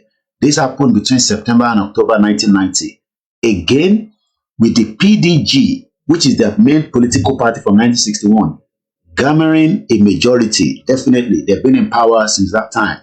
Remember that this was the same situation in Nigeria. The military were there for a very long time. So our expectation was military go, civilian comes in 1999, which is about 24 years since we returned back to democracy. But if you look at the structure of Nigeria, it is still dominant because an average Nigerian cannot say, I want to be a governor.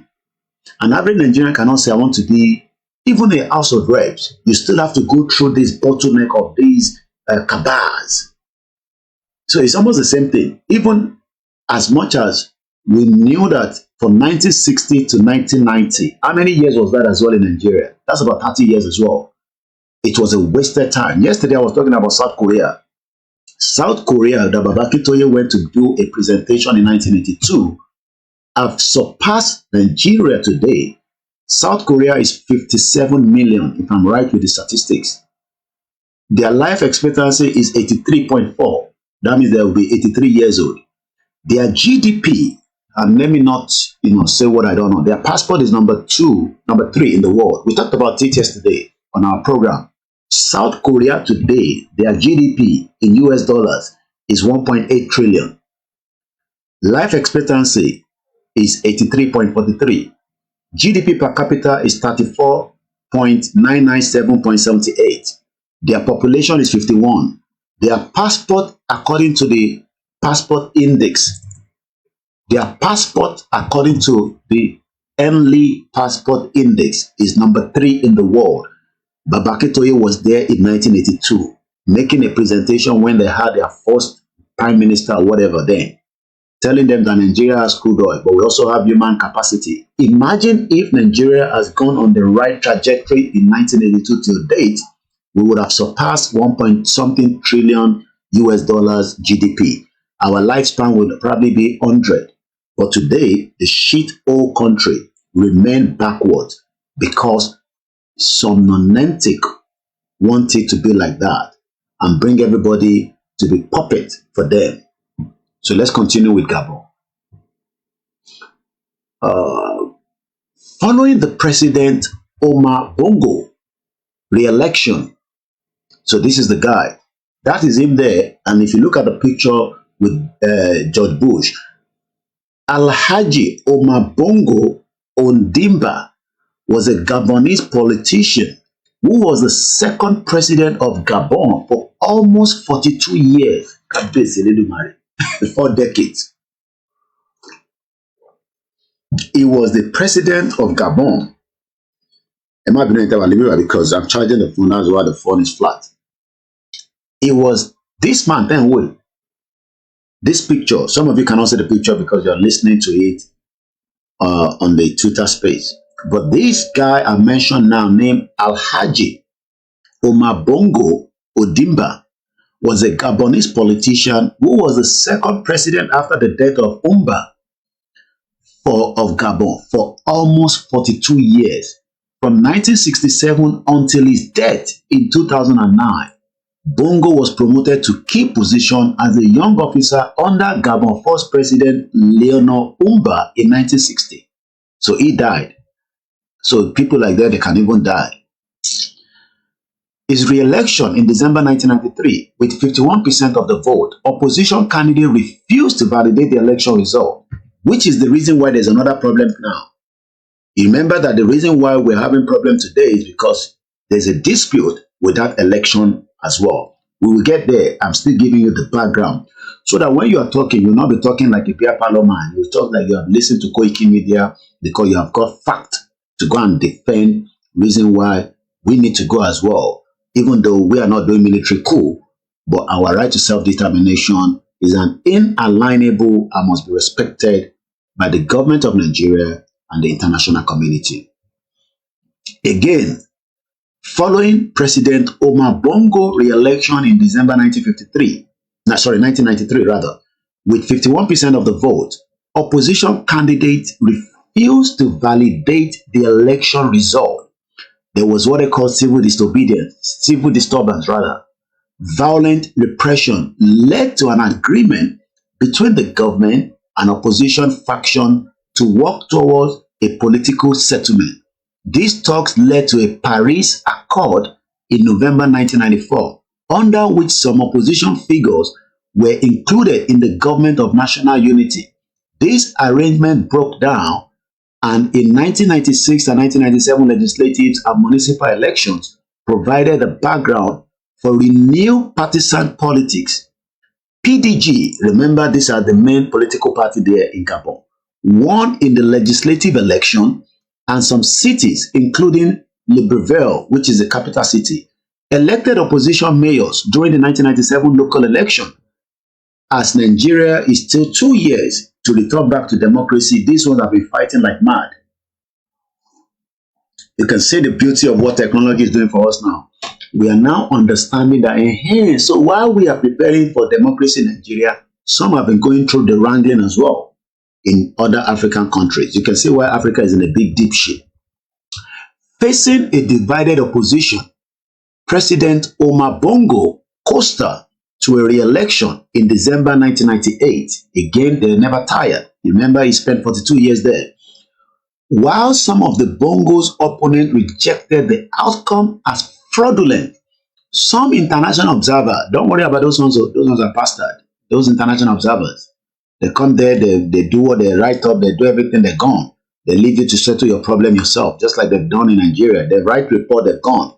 It's entirely up to Nigeria to take whatever action they want to take. While some of the Bongo's opponents rejected the outcome as fraudulent, some international observers characterized the result as representative. Can you imagine that? They are saying that, many perceived irregularity. Legislative election was held again between 2001 and 2002, but were boycotted by a number of smaller opposition parties when they don't outshine them. And they were criticized for their administrative weakness, produced a National Assembly again dominated by PDG, which is the political party in Gabon that has been there since 1961. An ally independent in November 2005. Remember that it is still one-man show. President Omar Bongo, that eventually died in 2009, was elected for his 6th term. Mukiyawa Christina Toluwalashe. A very good morning. If you're joining us this morning, there's another coup to the Sheleni, Gabon. I'll be telling you more about that, but more for any background of, I don't see how this man died. Their death always come like that. Let me go further. On the 8th of June 2009, President Omar Bongo died of cardiac arrest at a Spanish hospital in Barcelona. So for 42 years, the Olori Buruku could not build a hospital, just like so many of them as well in Africa. They had to rush him to Spanish hospital in Barcelona, where he died. Did you hear that? Where he eventually died. He died. Because these people are wicked.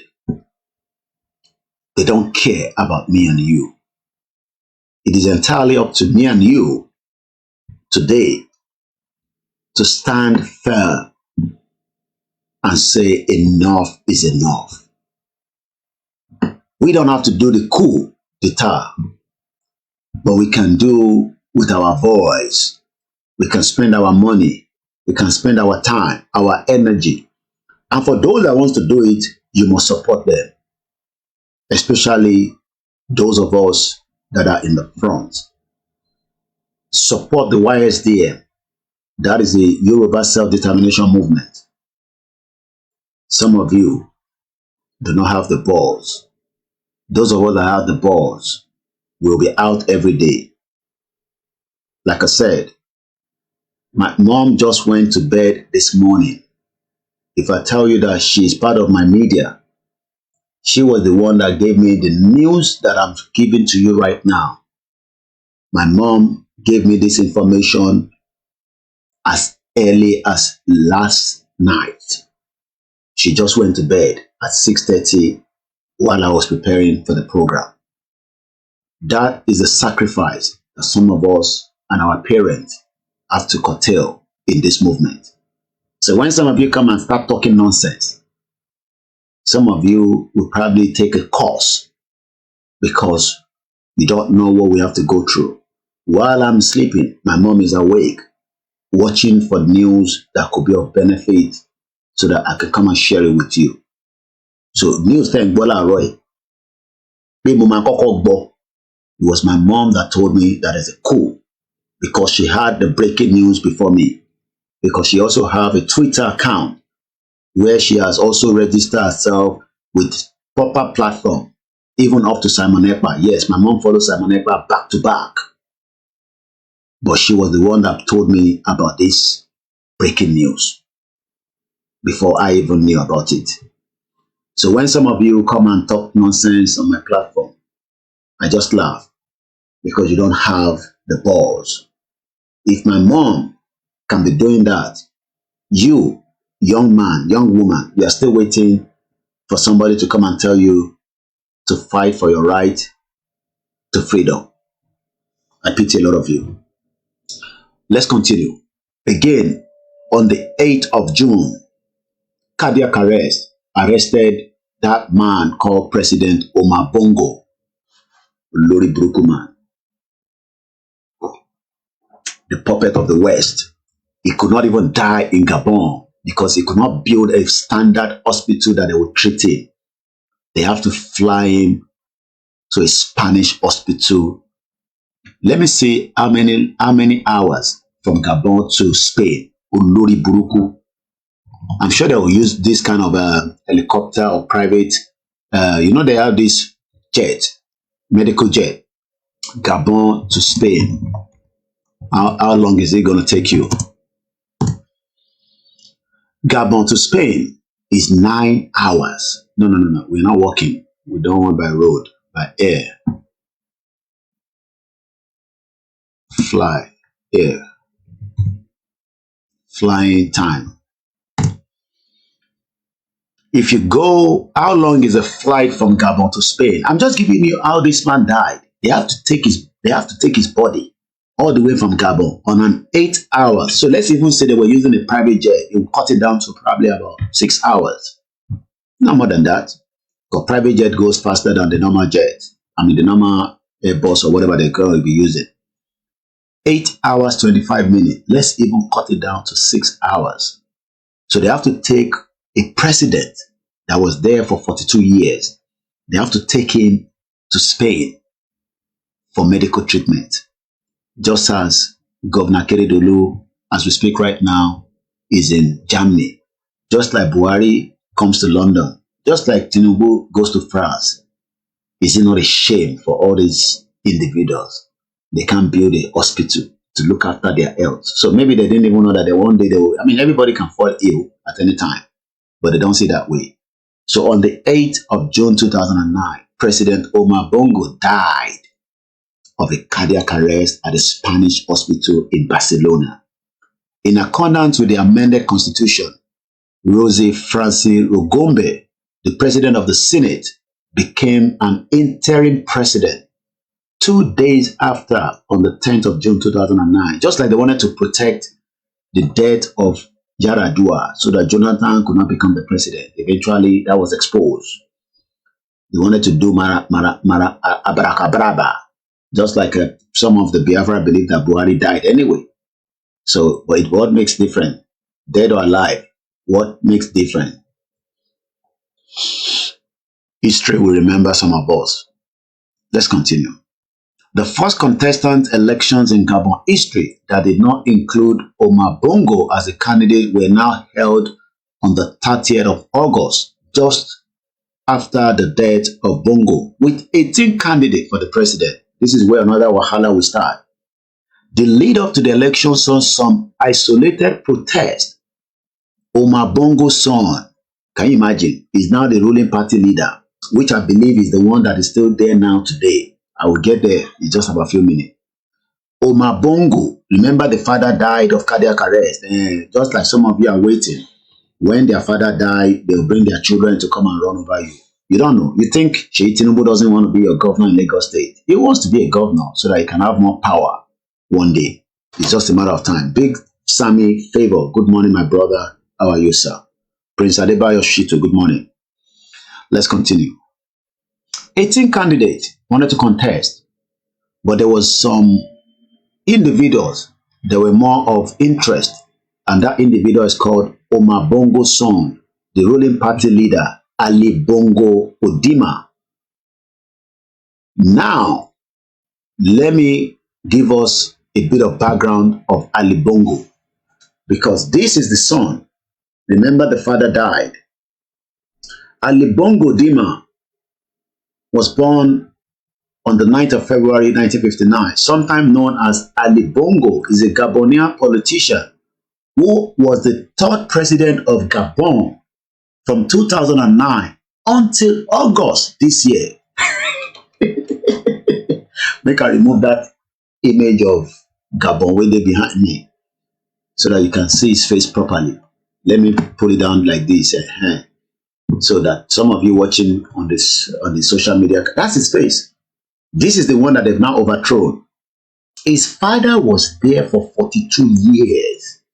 The son has now taken over from 2009 till when there is now a military coup that have now ousted him. We don't even know where he is at the moment. Maybe he don't run away. No one be like Mohammed Bazoum that they don't put under house arrest. I don't know. I'll be telling you more about that. So you can see why we are backwards in this continent. Call it tech, my brother. Good morning. I'm charging this phone. That is why it is still like that. Later on, I'm going to pull it up. You can see why we are backwards. We don't move forward. The reason why you need to know all this, so that you have a kind of a background. So when people are saying there's a coup in Gabon, you say, hey, I know, because I don't hear from koikimedia. Say the father of this man was there for 42 years. He died of cardiac arrest in Spain, 8 hours all the way from Gabon to Spain. Lanre Lamina, good morning. Just Reason, a very good morning. Debashi NG, there's a coup in Gabon. So when I put on my military outfit like this, you know it's a serious business. Yes. I'm waiting for Niger to be attacked. Shegun or say another. I'm waiting for the screen to bring it up. I can see it here, but it's blocked. Another kleptocratic bite the dust in Africa. What an interesting time to be alive. Now let's continue. Shout out to you. I can't even see the comments of my people on the Mixlr. What happened? Where's my comment section? This thing don't give me. I don't know if you see people with the comments. I know that my people are there. How come it's not giving me my? I don't even know whether we are live there, safe. My God. Because it's not counting the hours. That's strange. What's going on there in my Mixlr this morning? Interesting. All right, let me share the link somewhere else and open it and see. Bear with me, sorry, my people. All right, so I want to share my Mixlr link to my Facebook. Open it up and see if my people are there. Because I can't see their comment, I can't see anything. So bear with me if I will do that. I need to do something quickly. I need to open this up. I need to be sure that I am live on the Mixlr because I can't see anything on my screen. So let's see. Once again, good morning. It's now 9:08. So if you're waking up this morning, there's a coup in Gabon. Let me open my mixer area. See. Yeah. Okay, come plan music we day here Koiki. Now I can say it. Mutilo Shilori, another laptop. Come plan me say bongo bongo banga. Come plan me say it is time for Africa to rise and fall no more. Come plan me say fire will soon consume all the bastard European countries. Allow Baba say good morning. Under which constitution will Tinubu make? Okay, I think that was yesterday. Thank you so much. There's 7 people that are listening to me on the Mixer Loud. I love you all. Now I can see your comments after I've opened it from another laptop. So I know you guys are there. Clement say, was it the same with the party paralysis? So this guy, that is the son. Let me show you the father so that we don't mix it up. What we're gonna do right now, let's close this. So I want to show, I have a picture of it already. I think I posted a picture on my timeline. So that you know, when things happen like this, people quickly put a lot of information out. So I was able to pick up on information on Twitter that I had the picture of the father and the son, and I think I have it somewhere here. So that is the one that died, I believe. No, let's do it this way so that we don't mix the images up. Let me do it this way. Let me go according to what I already have on the Wikipedia. So I'm going to open another Wikipedia like that. So this is Bongo, right? Now let me go back one step. And this is the father. They're resemblant.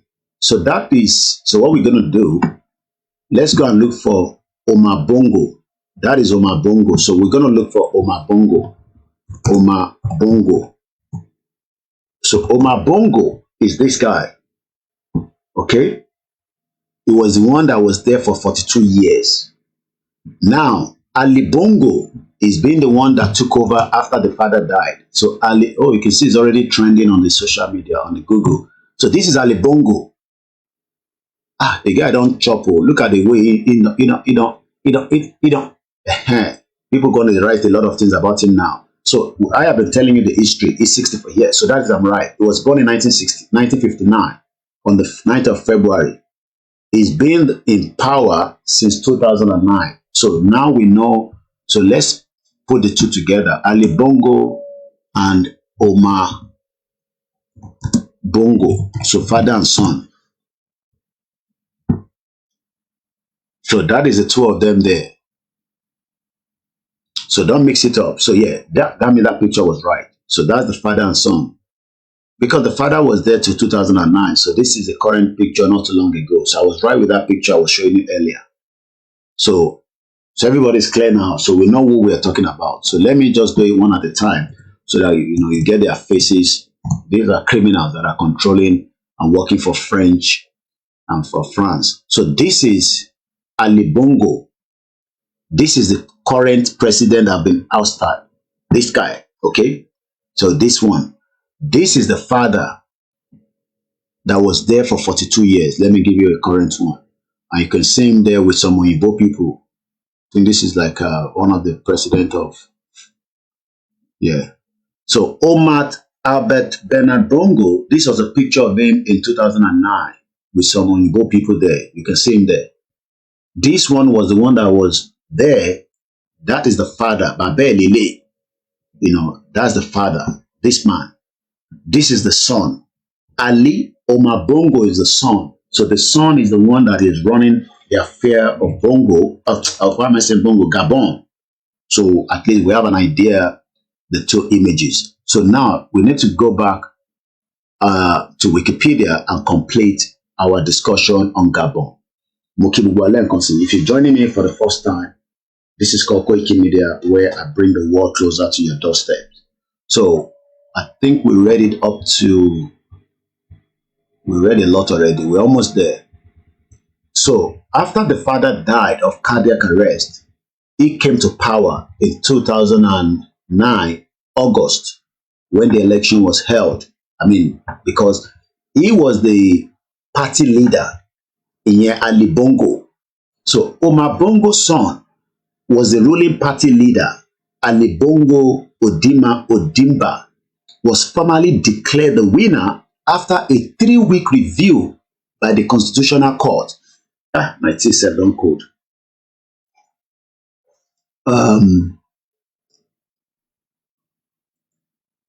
The court review had been prompted by claims of fraud by some opposition candidates. Saidi talks, I'm so happy with this news. Thank you so much, Mr. Tunji Agoro. Say, well done, Mr. Koiki. Well, Omabalaji say Uganda and Cameroon is coming up. Maybe you don't see vision. Maybe by the time we sleep tomorrow, we wake up with Cameroon and Uganda. So, at least everybody has a background of Gabon now, but let me complete this because I'm almost done with it. So the citizens of Port Gantel took to the street and some shops and residences were burned, including the French consulate and a local prison. This was after 2009. Officially, 4 deaths occurred during the riot. Gadames and the military were deployed to Port Gantel to support the beleaguered police, and a curfew was ineffective for more than 3 months. A party legislative by-election was held again in June 2010. A coalition of parties, the Union Nationale, participated for the first time. Union Nationale is composed mostly of, again, PDG defectors, people that were not happy, just like they will leave PDP, they will go to APC. And they go and form the, it's just 17%. Okay? 17, yeah. 17. 17, yeah. So, in January 2019, there were also an attempt coup d'etat led by soldiers against, so it's not the first time again that they've had coup on him.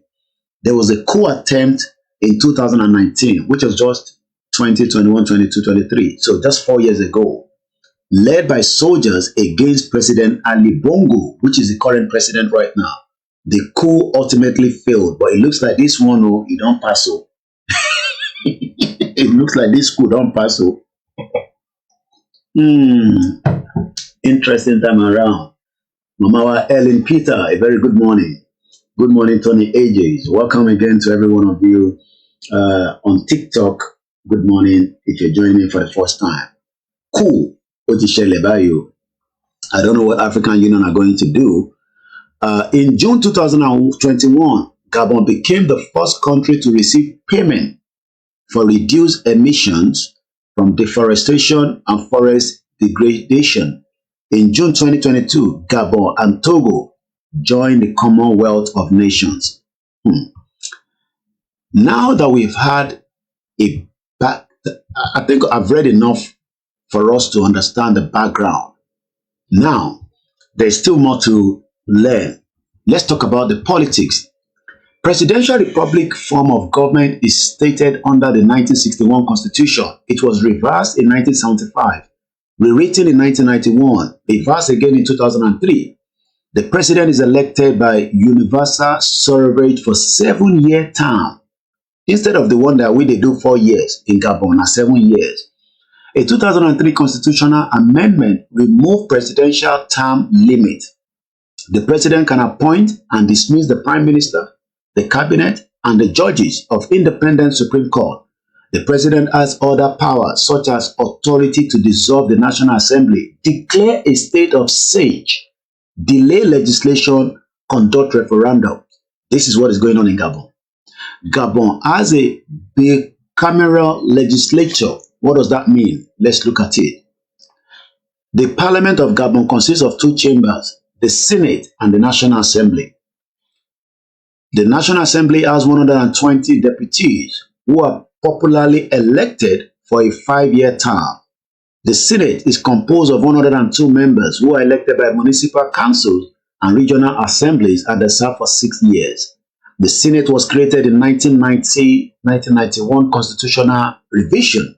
The same constitution we have asked for revision in Nigeria, they refused, and was not brought into being until after the 1997 local elections. The president of the Senate is the next in succession to the president. In 1990, the government made changes to Gabon's political system. A transitional constitution was drafted in May 1990 as an outgrowth of the National Political Conference in March to April and later revised by a constitutional committee. Among its provisions were a Western-style Bill of Rights, creation of a National Council of Democracy to oversee the guarantee of those rights, a government advisory board on economic, social issues, and independent judiciary. After approved by National Assembly, PDG, ironically that PDG has been in power since 1961, Central Committee, and the President and the Assembly unanimously adopted the Constitution in March 1991. Multi-party legislative elections were held in 1990 to 1991 when opposition parties had not been declared formally legal. In January 1991, the Assembly passed an anonymous vote, a law governing the legislation of opposition parties. After President Omar Bongo was elected before he died in 2009 of cardiac arrest in a Spanish hospital in Barcelona. His son is the one in charge now called Ali Omar Bongo, who is now being ousted by a military coup in Gabon. So if you're waking up and you're wondering what is going on here, there's been another coup in Gabon. Obafemi on TikTok, a very good morning to you and welcome. Good morning once again to all our Twitter Space listeners. I'm giving you the background so that when you are talking, you're not talking from the beer parlor part of conversation. You're talking with fact.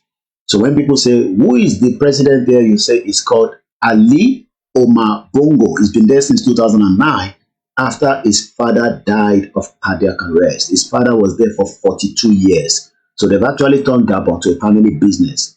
They are the puppet of the West. Let's continue. I'm just jumping a little bit. On the 20th, no, I don't want to jump up because I'm seeing natural resources there or something there. Okay, no. In 2009, President Ali Bongo Odimba, who is now the current president, that have now been ousted because he wants to come back again and do another election and rig it and go there. And the military say, no. We know they agree or we know they agree. Began effort to streamline the government in an effort to reduce corruption and government. Imagine somebody when Papa be there from 1967 or 68, after 42 years, he now wants to reduce corruption, just like Tinubu is going to reduce corruption from Buhari, that is not telling us how much corruption took place. They are protecting Buhari and his government. They don't use Emefiele head, break coconut. In 2009, October, President Ali Bongo Odimba began effort to streamline the government in an effort to reduce corruption and government bloat. He eliminated 17 ministers' level position, abolished again the vice presidency, reorganized the portfolios of some ministers, bureaus, and directorates. In November 2009, President Bongo Odimba, that has now been ousted by the military, announced a new vision for the modernization of Gabon called Gabon Emigrant. This program contains 3 pillars. Green Gabon. This TikTok will tell you violation or something. I don't know what violation. Maybe they see. I'm not showing you my number now. Why is it telling me violation? These 3 programs contains Green Gabon, Service Gabon, Industrial Gabon. The goals of Gabon Emigrant are to be diversify the economy so that Gabon can become less reliant on petroleum, to eliminate corruption, and to modernize the workforce. Under this program, export of raw timbers have been banned. A government-wide censor was held. The workday has been changed to eliminate a long mid-break, and the National Oil Company was created. On the 25th of January 2011, opposition leader Andra Umba Obama claimed the presidency, saying the country should be run by someone the people really wanted. He selected 19 ministers for his government, and the entire group, along with hundreds of others, spent the night at the United Nations headquarters. On January 26, the government dissolved Umba Obama party because they're going to challenge him. Then, African Union Chairman Jinping said that Uber election action hurt the integrity of a legitimate institution and also endanger the peace. You see all this puppet African Union, bomb bastard. Instead of them to support the real people, they're not going to do so. Rather, they're supporting opposition. I'm going to wait for the African Union report on this. Let's continue. So they're actually criticizing the opposition, that they're saying that, I'm just explaining what that means, that the opposition is trying to bring problem into the country.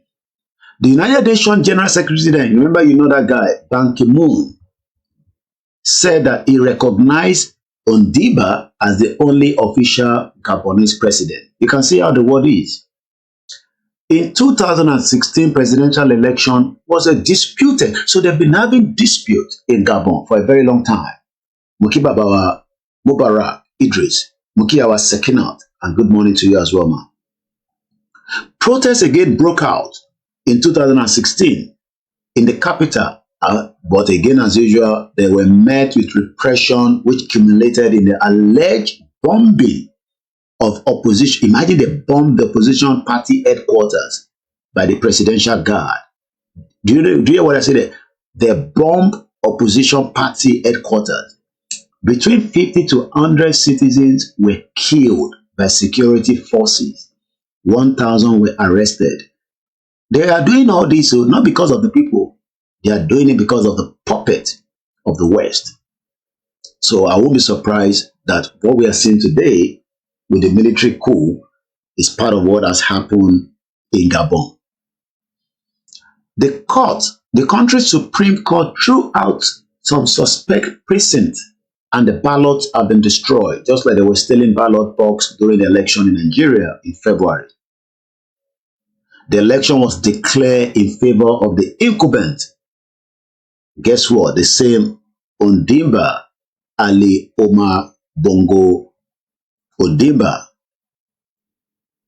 Good morning to you, Mr. Diolu. The election was declared, and good morning once again to those of you that are joining us on the Twitter space. If you're just joining us, there's a coup, as I speak to you right now, in Gabon. The election was declared in favor of the incumbent. The European Parliament issued 2 resolutions denouncing the unclear result of the election and calling for an investigation on the human rights violation. What are they going to tell you anyway? Now let's talk about the foreign relation. Since independence, Gabon has followed a non-aligned policy, advocating dialogue in international affairs, recognizing each side of the divided countries. In intra-African affairs, it espouses development by evolution rather than revolution and favors regulated private enterprise as a system most likely to promote rapid economic growth. In favor itself in mediation effort in Chad, the Central African Republic, Angola, the Republic of Congo, the Democratic Republic of Congo, DRC, Burundi. In December 1999, through mediation effort of President Bongo, a peace accord was signed in the Republic of Congo-Brazzaville between the government and most leaders of the armed rebellion. President Bongo was involved in the continued DRC peace process and played a role in mediating the crisis in Ivory Coast. Gabon is a member of the United Nations, so that means is a sovereign nation. And some of its specialized and related agencies, and also of the World Bank, the IMF, the African Union, the Central African Customs Union, and Central African Economic and Monetary Community, EU and ACP, associate under the Lomé Convention, the Cumulate Financial Africaine, CFA. I'm sure you know that money. The same money that people are complaining about in Niger, CFA. Is also one of the members of the Organization of Islamic Conference, OIC, the Non-Aligned Movement, the Economic Community of Central African States, ECCAS. In 1995, Gabon withdrew from the Organization of Petroleum Exporting Countries called OPEC. Rejoining again in 2016, Gabon was elected to a non-permanent seat on the United Nations Security Council for January 2010 through December. When they say they put them under that Security Council, it's because they are leaking the hearts of the West, okay? Maybe you don't know that. So any African country that is part of this Security Council is because they must listen and follow what the puppet West is telling them. whether it's America, European countries, or any other one of those, so that they can always vote in favor of whatever America is doing. They will always have to vote in favor of whatever Britain wants to do in United Nations. So that is why they probably put them there. Now let's look again at the military. It has a professional military of about 5,000 personnel divided into Army, Navy, Air Force, Gardamere, and Police Force. A 1,800 member guard provides security for the president. They don't overthrow the president now. The president, we don't even know where he is.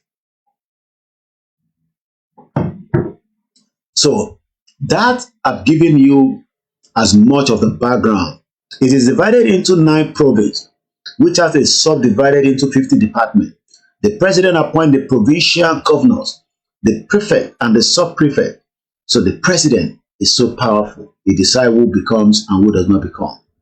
Geography, yeah. It is located on the Atlantic coastal of Central Africa, on the equator between latitude 3 north and 4 south, longitude 8 and 15 E. Gabon has an equatorial climate with a system of rainforest, with 89.3% of its land area are forested. There are coastal plains ranging between 200 and 300 kilometers, 10 to 190 miles from the ocean shore. The mountain, the crystal mountains of the northeast of Libreville, the shallow. This program will come to an end at 10 o'clock, so I think we've done justice to it. So I'm just going to move swiftly. So economic-wise, oil revenue constitutes roughly 46% of the government budget, 43% of the gross domestic product. Okay, I'm coming. 81% of the export. Oil production declined from its higher point of 370 barrels per day. In 1997, some estimators suggest that Gabonese oil will be expanded by 2025. Planning is beginning for an after-oil scenario. The grounding oil field was discovered in 50-meter, 160 feet water depth, 40 kilometers, 25 miles offshore in 1971. Produces from the Bantaga sandstone of Mastician age, forming an atelitic salt structure, which is about 2 kilometers, 1.2 mile deep. Overspending on the Trans-Gabon Railway, the CFA France devaluation of 1994, period of low oil prices caused debt problem. Successful International Monetary Fund (IMF) mission have criticized the Gabonese government for overspending on off-budget items in good years and bad, over borrowing from the central bank and slipping on the schedule of privatization. Administrative reform. In September 2005, Gabon successfully concluded a 15-month standby arrangement with the IMF. A 3-year standby arrangement with the IMF was approved in May 2007 because of the financial crisis and social development surrounding the death of President Omar Bongo, the one that died of cardiac arrest in Barcelona in 2009. Gabon was unable to meet its economic goals under the standby arrangement in 2009. Gabon oil revenue have given its per capita GDP of $8,600. A skew income distribution and poor social indicators are evident. The richest 20% of the population earn over 90% of the income, while about a third of the Gabonese population lives in poverty, just like Nigeria. Once again, as we are still giving you the background of Gabon. The economy is dependent on extraction. Before the discovery of oil, logging was a pillar of the Gabonese economy. Then logging and managing mining are the next most important income generators. Some explorations suggest that the presence of the world's largest exploiter, iron ore deposit, for some who live in the rural areas without access to employment opportunity in an extractive industry, remittance from family members in urban areas of substantive activities provide income. Foreign and local observers have lamented the lack of diversity in the Gabonese economy. Factors that have limited the development of the new industry were listed as follows. The market is small, about 1 million. Dependent on import from France, everything is just the same like Benin Republic. Everything has to be imported. Unable to capitalize on the regional market, entrepreneurial zeal not always present among the Gabonese. A fairly regular stream of oil rents even if it is diminished. Further investment in agriculture or tourism sector is complicated by poor infrastructure. Some processing and service sectors are largely dominated by a few prominent local investors. At the World Bank and the IMF, since the government embarked in the 90s on a program of privatization of state-owned companies and administrative reform. Ethnic groups. Gabon has 40 ethnic groups, just like the Nigeria has 351, including the Fang, the Mayan, the Puton, the Nazebi, Taka Mamba Kota, Akala. They are indigenous Pygmy peoples, the Bongo and the Bakar. The latter speak the only Bantu language in Gabon. More than 10,000 native French live in Gabon, including an estimated 2,000 dual nationals. I'm sure they'll be making arrangements to evacuate them as quickly as possible. Some ethnicities are spread throughout Gabon, leading to contact interaction among the groups and intermarriage. So, according to the cities of Gabon population, this is 2003 census. Libreville has 538,195. In 2013, they have 703,940. In Port Gentil, in 2003, they had 105,000. It has gone up to 136,462. Franceville, in 2003, they had 103,084. Now they have 110,568. Owando had 51,661 in 2003. In 2013, they now have 60,685. I'm doing it more swiftly. Language, French. French is the sole official language. They took away their own native language and give them French. It is estimated that 80% of the population can speak French, and 30% of liberal residents are native speakers of the language. Nationally, a majority of the Gabonese people speak indigenous languages according to their ethnic group, while this proportion is lower than in the most other sub-Saharan African countries. By 2013, census found out that 63.7% of Gabon population could speak Gabonese language, broken down by 86.3% in the rural areas and 60.5% in the urban area. Just the same thing, they remove our own language. Eye sọ Yorùbá mọ́, now speak English. Religion. Religions practiced in Gabon include Christianity, Roman Catholicism, and Protestantism, Islam, and traditional indigenous religious belief. Some people practice elements of both Christianity and indigenous religious beliefs. Approximately 79% of the population are 53% of Catholic practice one of the dominations of Christianity. 10% practice Islam, mainly Sunni. The remainder practice other religion. Health. A private hospital was established in 1913, a year before the fraudulent amalgamation. By 1985, there were 28 hospitals, 87 medical centers, but yet the president died in Barcelona of a cardiac arrest. I'm just moving forward swiftly. Culture. A country with preliminary oral tradition until the spread of literacy in the 21st century, removed by the French colonial era. It has a folklore and a mythologic Rankotor are working to keep traditions alive, such as Mevit among the Fangs and the Iguala among the Nazabis. It features international celebrity marks such as the Gotang Fang, the reliquary figures of the Kota. Each group has its own set of masks used. They are used in ceremonies such as marriage, birth, funerals. Traditionalists work with the rare local woods and other precious materials. Music. It has an era of folk styles, imported rock and hip-hop from US and UK in Gabon as rumba, makossa. Some folk instruments include obala, ngobi, balafon, and the drums. So you can see how the Gabonese cuisine is influenced by the French cuisine. Remove your own culture food and let's eat French cuisine.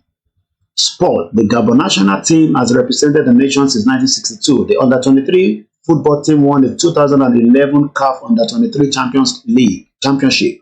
Qualified for the 2012 London Olympic, Gabon were joint host along Equatorial Guinea in 2012 African Cup of Nations and also the sole host of the competition in 2017. The Gabon national basket team, nicknamed Les Pasteurs, finished 8th at the Afro Basket in 2015. Gabon has competed at the most Summer Olympics since 1972. His Olympic medalist Anthony Obama won a silver medal in Taekwondo at the 2012 Olympic held in London.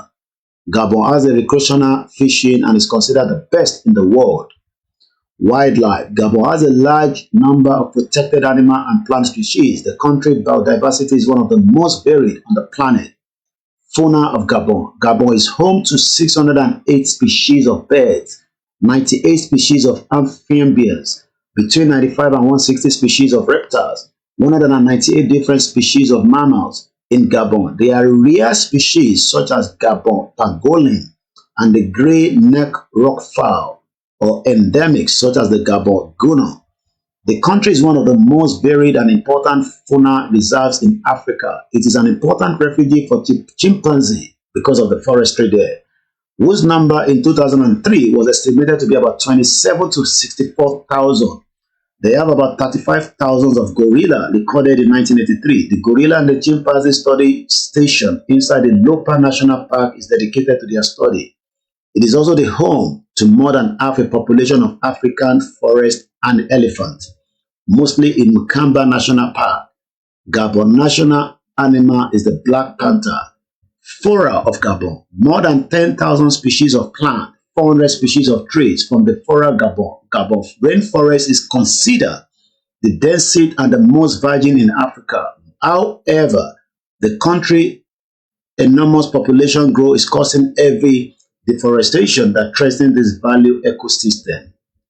You can see why we can never have stability in Africa, because Africa is that place. So this is Ali Bongo, was re-elected as the country president for the third term, but the military have said, no, no, no, we are not interested in this guy. And this is why we say things are moving very fast. So now I'm just going to read this quickly. A group of senior officers have announced a coup in Gabon following the country's presidential election result. They appear on the national TV channel Gabon 24, declaring they were seizing power following President Ali Bongo's victory. Nearly a dozen soldiers say they represent all security and defense forces in Central African nation, adding that the election results were cancelled. All borders have now been closed until further notice, and the state institution has been dissolved. There were sounds of gunfire were also reported in the Gabonese capital, Libreville, on Wednesday morning today. The officers said, in the names of Gabonese people, we have decided to defend the peace by putting an end to the current regime. Mr. Bongo reappointment would have continued the family 56-year grip on power of the resources-rich but poverty-hit nation. His father, Omar Bongo, I've given you the background, was his president from 1967 until he died in Spain of cardiac arrest in Barcelona in 2009. Concerns about the transparency of the election have included the suspension of foreign coverage, authorities' decision to cut internet access, and the imposition of a nationwide curfew following the poll. So you can see this is the latest development coming out of Gabon as we speak this morning. I hope you've enjoyed our transmission. If you have do, or if you have done rather, you can also support our media organization so that we can always continue to come out and give it to you as it's breaking. Washington Post also say Gabon army officers announce seizure of power after presidential vote. As you can see, a group of senior military officers in Gabon said Wednesday that they have now overturning the result of the presidential election minutes after the election committee announced that President Ali Bongo had won another term. So this is what is breaking right now in Gabon. I've given you as much in-depth, as much information, and as you can see there, the video is now in circulation. There will be different analyses. I have done my own best from our own end. And that, again, is BBC showing you the video of the military officer taking over. au nom du peuple gabonais et garant de la protection des institutions, avons décidé de défendre la paix en mettant fin au régime en place. À cet effet, les élections générales du 26 août 2023 ainsi que les résultats tronqués sont annulés. Les frontières sont fermées jusqu'à nouvel ordre. Toutes les institutions de la République sont dissoutes. Well, God hear what they're saying. I don't know what they were saying there. But all I can say to us is that at exactly 2 hours, 19 minutes into this broadcast, we'll be bringing this transmission to an end. The breaking news that is still breaking, and it continues to break as long as they've not overturned it, that it was just a joke. As I appreciate everyone that have joined us, I hope you would also appreciate what we do by also supporting the independent media, as we say. As I say thank you so much to every one of you that have joined. And for those of you that would like to, support what we do, I will share the link of how you can do so. Very, very easy. We will share it out in just about a few minutes. And that way, you can also support what we are doing. So we're also going to tweet it out for those of you that would like to contribute to the support what you have enjoyed and what you are still enjoying when it comes to the media.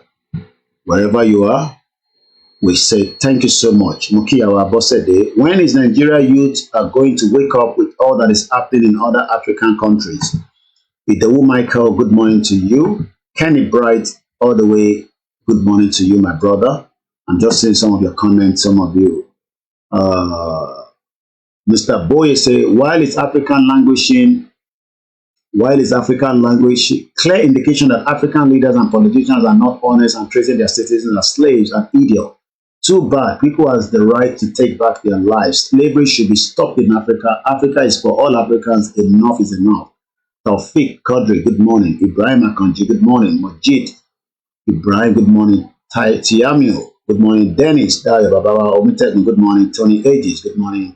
Fatai Dabiri, good morning. Olariwaju Olaleko, good morning.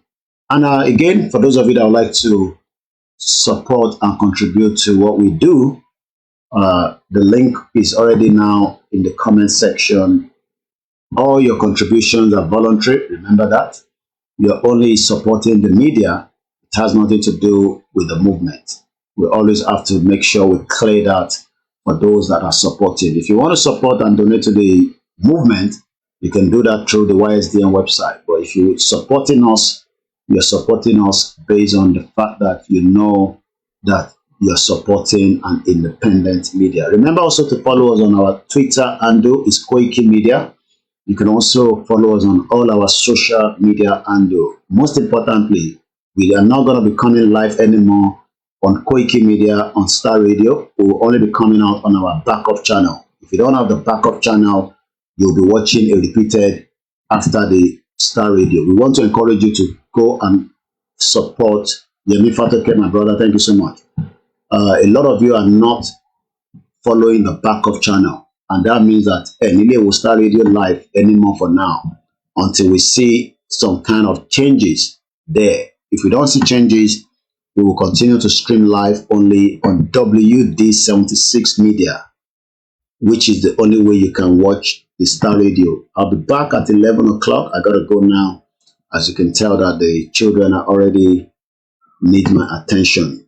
And on that note, to all our Twitter Space listener, thank you so much.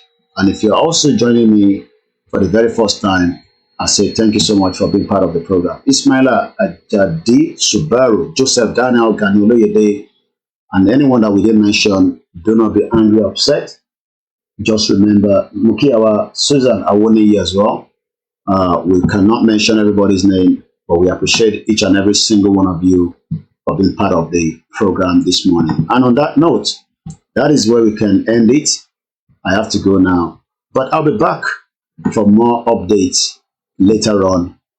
If you want to support, I do not own a Nigerian telephone number, but I have a First Bank where you can also chip in And if you don't have anything to chip in, just pray for me.